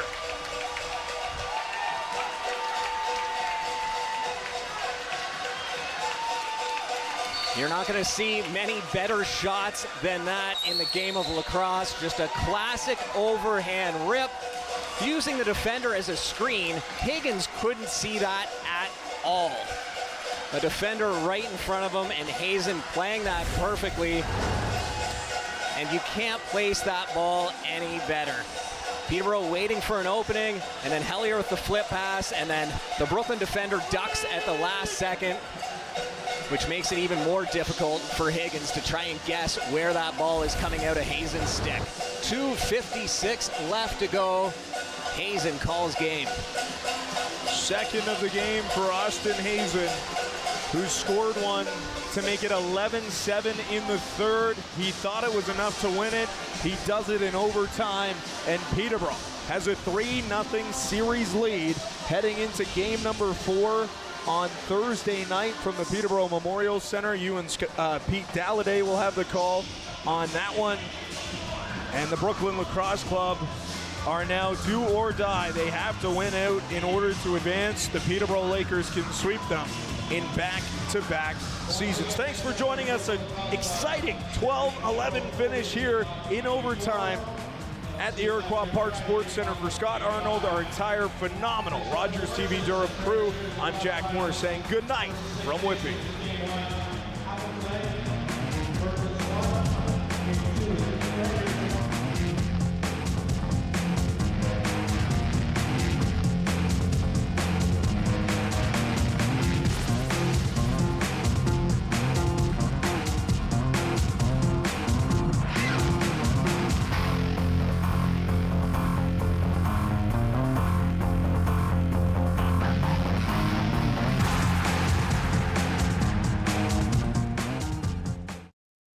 and that's for smaller functions. That's where we have our dart leagues and stuff like that going on on the winter months and places like that too. But besides that too, we got a beautiful patio, as you all know. So I failed to mention that. And the patio is just a great place to hang out in the summertime, and it's big and clean and wonderful, and it's very it's quiet there. It's nice. Yeah. No, the halls, and so anybody can inquire to rent either one of the banquet halls. Don't have to be a member. Yeah. Oh yeah, they just go on our website and just phone the office, and they can get all the information from actually our coordinator for the banquet halls. Her name is Kathy Smith, so they can phone her and talk to her anytime, and she'll give them all the details. Right. Yeah, because halls, getting a hall available for rent, there's not as many around as there used to be, so it's pretty valuable. Yeah, especially in Ajax and Durham, that's for sure. We're obviously a little bit less expensive than the higher end facilities like the major hotels in Durham. But I would encourage everybody to just come in and have a look at halls and see what they can do with them. And when they're all done up for weddings and whatnot, they're just beautiful. All right. Okay. Well, we're going to take a short break, Bruce, and we'll continue on a bit about that. I want to talk a bit about the Poppy campaign and things that are happening. So my guest today is Bruce Sharp, president of Royal Canadian Legion Branch 322 in Ajax, Ontario. You're watching Helping Durham Region. My name is Rob MacArthur, and we'll be right back.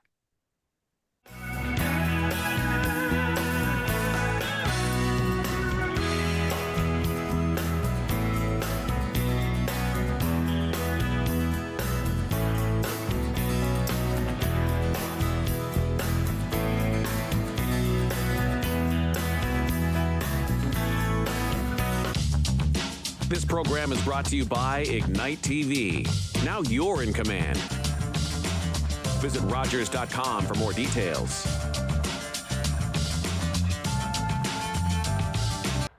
Hello, I'm Liz Dowdswell, Lieutenant Governor of Ontario.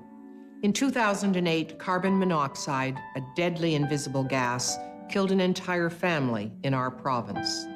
That tragedy led to a new law requiring homes with potential CO sources to have alarms. John Gignac's family members passed away that day, and he shares his story to save others. Please make sure you have working CO alarms in your home. Protect your family today. This is Rogers TV.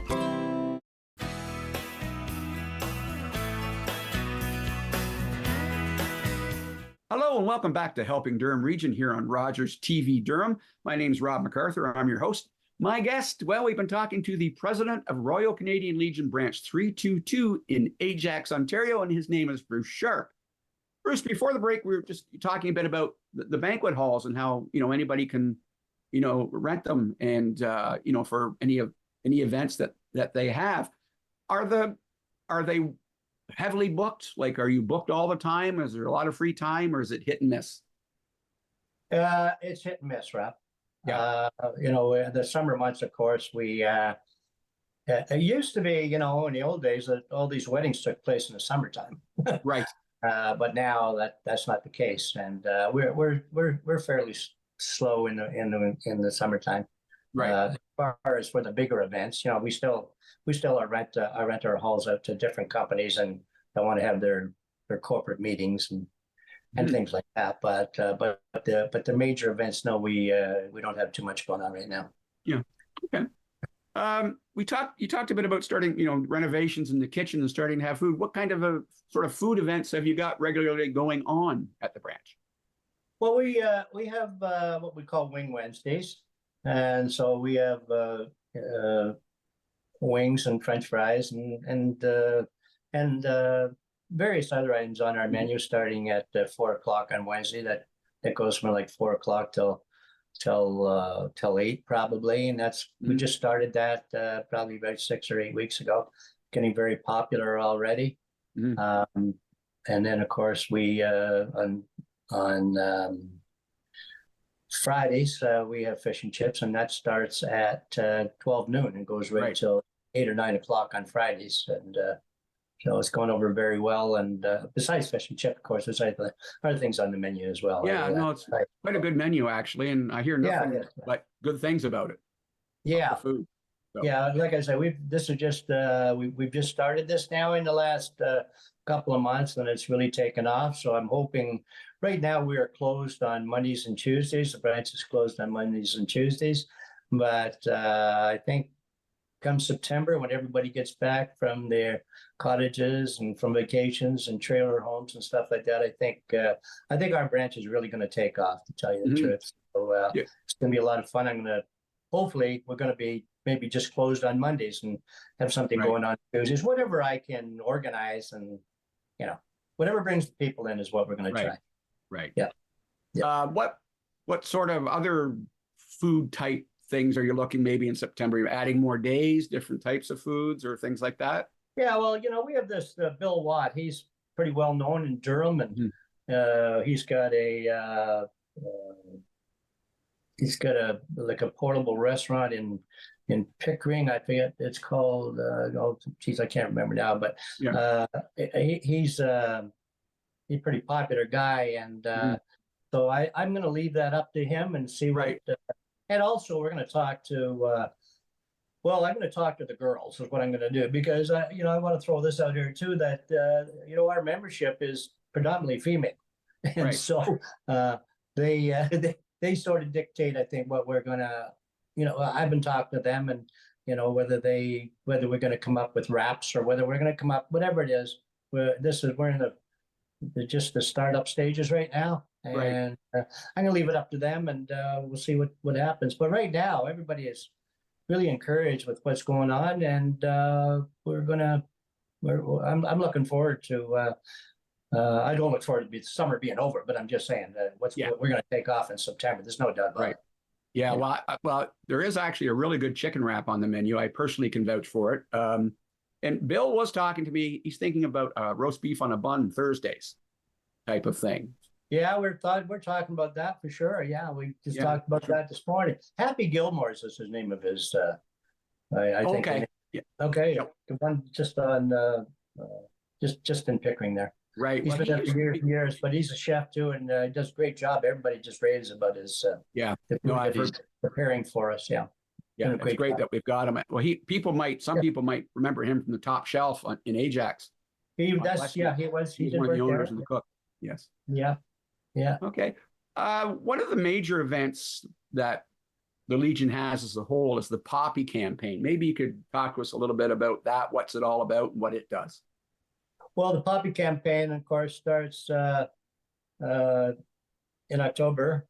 And I think it's I can't remember this year, October 17th or something like that. That runs for 3 weeks until Remembrance Day. And that, of course, is we are raising funds, and that just strictly goes towards our veterans. Right. And so that's where our major income comes to take care of those. Right. The need, all of our military people. Yeah. One area I know I'm always hearing it. Volunteers are very important for that campaign, getting as much help as possible. Yeah, of course. We like not just Legions, Rob, but all kinds of different organizations like Rotary Club and whatnot. We're all looking for volunteers all the time. Right.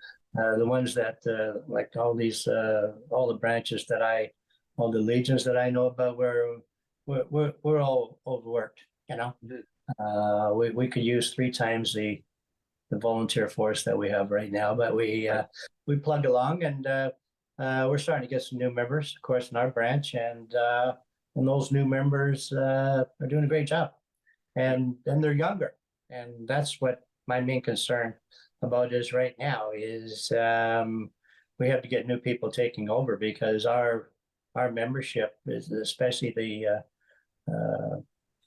executive that's running the branch is well up there. Yeah. I'm 79 myself. I'm one of the babies. So. But we're getting new people joining, and so we'll see where it goes. That's good.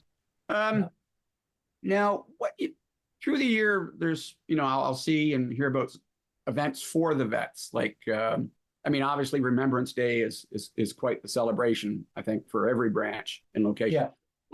What other things do you have for the vets? Well, we have, like I said, we have a service officer, Mike Lescombe. So we take them on day trips. We take them down to Sunnybrook to see the other vets down there as well. We have outings for them going on all the time. Oh, that's great. Yeah. And they have the CNE has that veterans parade, I think, every year. Does the branch ever go down there? We haven't been going down there. You're talking about the Warriors Day parade, right? Yeah, Warriors Day parade. Yeah. We haven't gone down there in the last few years because we just haven't had enough of the older people that can march in the parades now. Well, I think, and that's not just our branch. That's spread across the board. Used to be years ago. We went down there and we used to take. I remember going back 20 years ago. We used to take 3 Greyhound bus loads down, and now today we couldn't even rent a school bus and get it half full. I think COVID has a lot to do with that too. COVID has a lot to do with it, but so does the lifespan of human beings, right? Yes, well, that too. Yes, you know what I mean. Yes. Yeah. So we don't have very many senior veterans around anymore, and the ones that we do, they're well into their 80s and low 90s. So if somebody was, first of all, if they're interested, they should come out and visit the branch, obviously, to see everything and what goes on. Yeah. But if they're, interested about becoming a member, what would they do? Well, okay, if they're Canadian or a British subject, they just come in and they get an application form, they fill it in, and like any other form, we'll look it over and then check them out and call them back. Seems pretty. It's very simple today. You don't have to be affiliated with a member of your family that was in the military. Yeah, that's actually how I got in. Yeah, we still have the rules and regulations there. I just want to point out that one thing about the legions, when it comes to and it's a known fact. As we get older, the majority of our members are females, and the Legion is a safe haven, right, for the girls. Yes. There's no ifs, ands, or buts about that. We have people that are there all the time, and we watch very closely of who comes and goes. And with this relaxed membership, we might get somebody walking off the street that we don't know, but we go see them pretty quickly and check them out. And even though you don't have to be a member, if you're not a member, well, then when we ask you to leave, you leave. Yes, and there's guidelines and rules for the members as well. Oh yes, for sure. Behavior and things like that. Oh yes, of course. Yeah. And those rules and regulations are mounted on the walls before before you walk into our club room. Right. But we have no incidents at our Legion or very few at any other Legions that I can recall. Right. It's the alternative to the bars, and as you well know, a lot of the bands that we have going in there are bands that are playing in the local bars around here as well. And the funny part about it is, most of these bands, and including yourself, they would rather play at the Legion than the bar. Love the crowd because it's more of a fun spot, Yeah, everybody's dancing. It's a great place to go. Whatever. Not only that, but we start early in the day. We don't start at 10 p.m. Yeah, that's true. We're sleeping by then. Yeah, but our Sunday afternoons, as you well know, like down in our club room, we average about 150 people. Yeah. Great bands. We also just let me throw this in. We also, for the community, we also have a free lunch and entertainment the second and the fourth Tuesdays of the month as well. And come and check that out. That's for the 55 and over crowd. 50, no, that's for seniors strictly. Yeah, we don't say 55 and over for that. Yeah. Okay. So, yeah. That's community based, and that's fantastic. Yeah. Right. And they love it. We had just yesterday, actually. Yeah, that's right. No, today's Thursday. 2 days ago. Yeah, it was great. Okay. So what? You got a couple minutes left, or sure, about a minute and a bit. So what's the future plan? September, you're looking forward. Anything new coming down the pipe that you can think of, or just continuing on? We're just going to expand we want to expand our programs. We want to expand our hours. Of course, when September comes along, then of course our dart leagues start up, our snooker leagues start up, our shuffleboard leagues. We've got all kinds of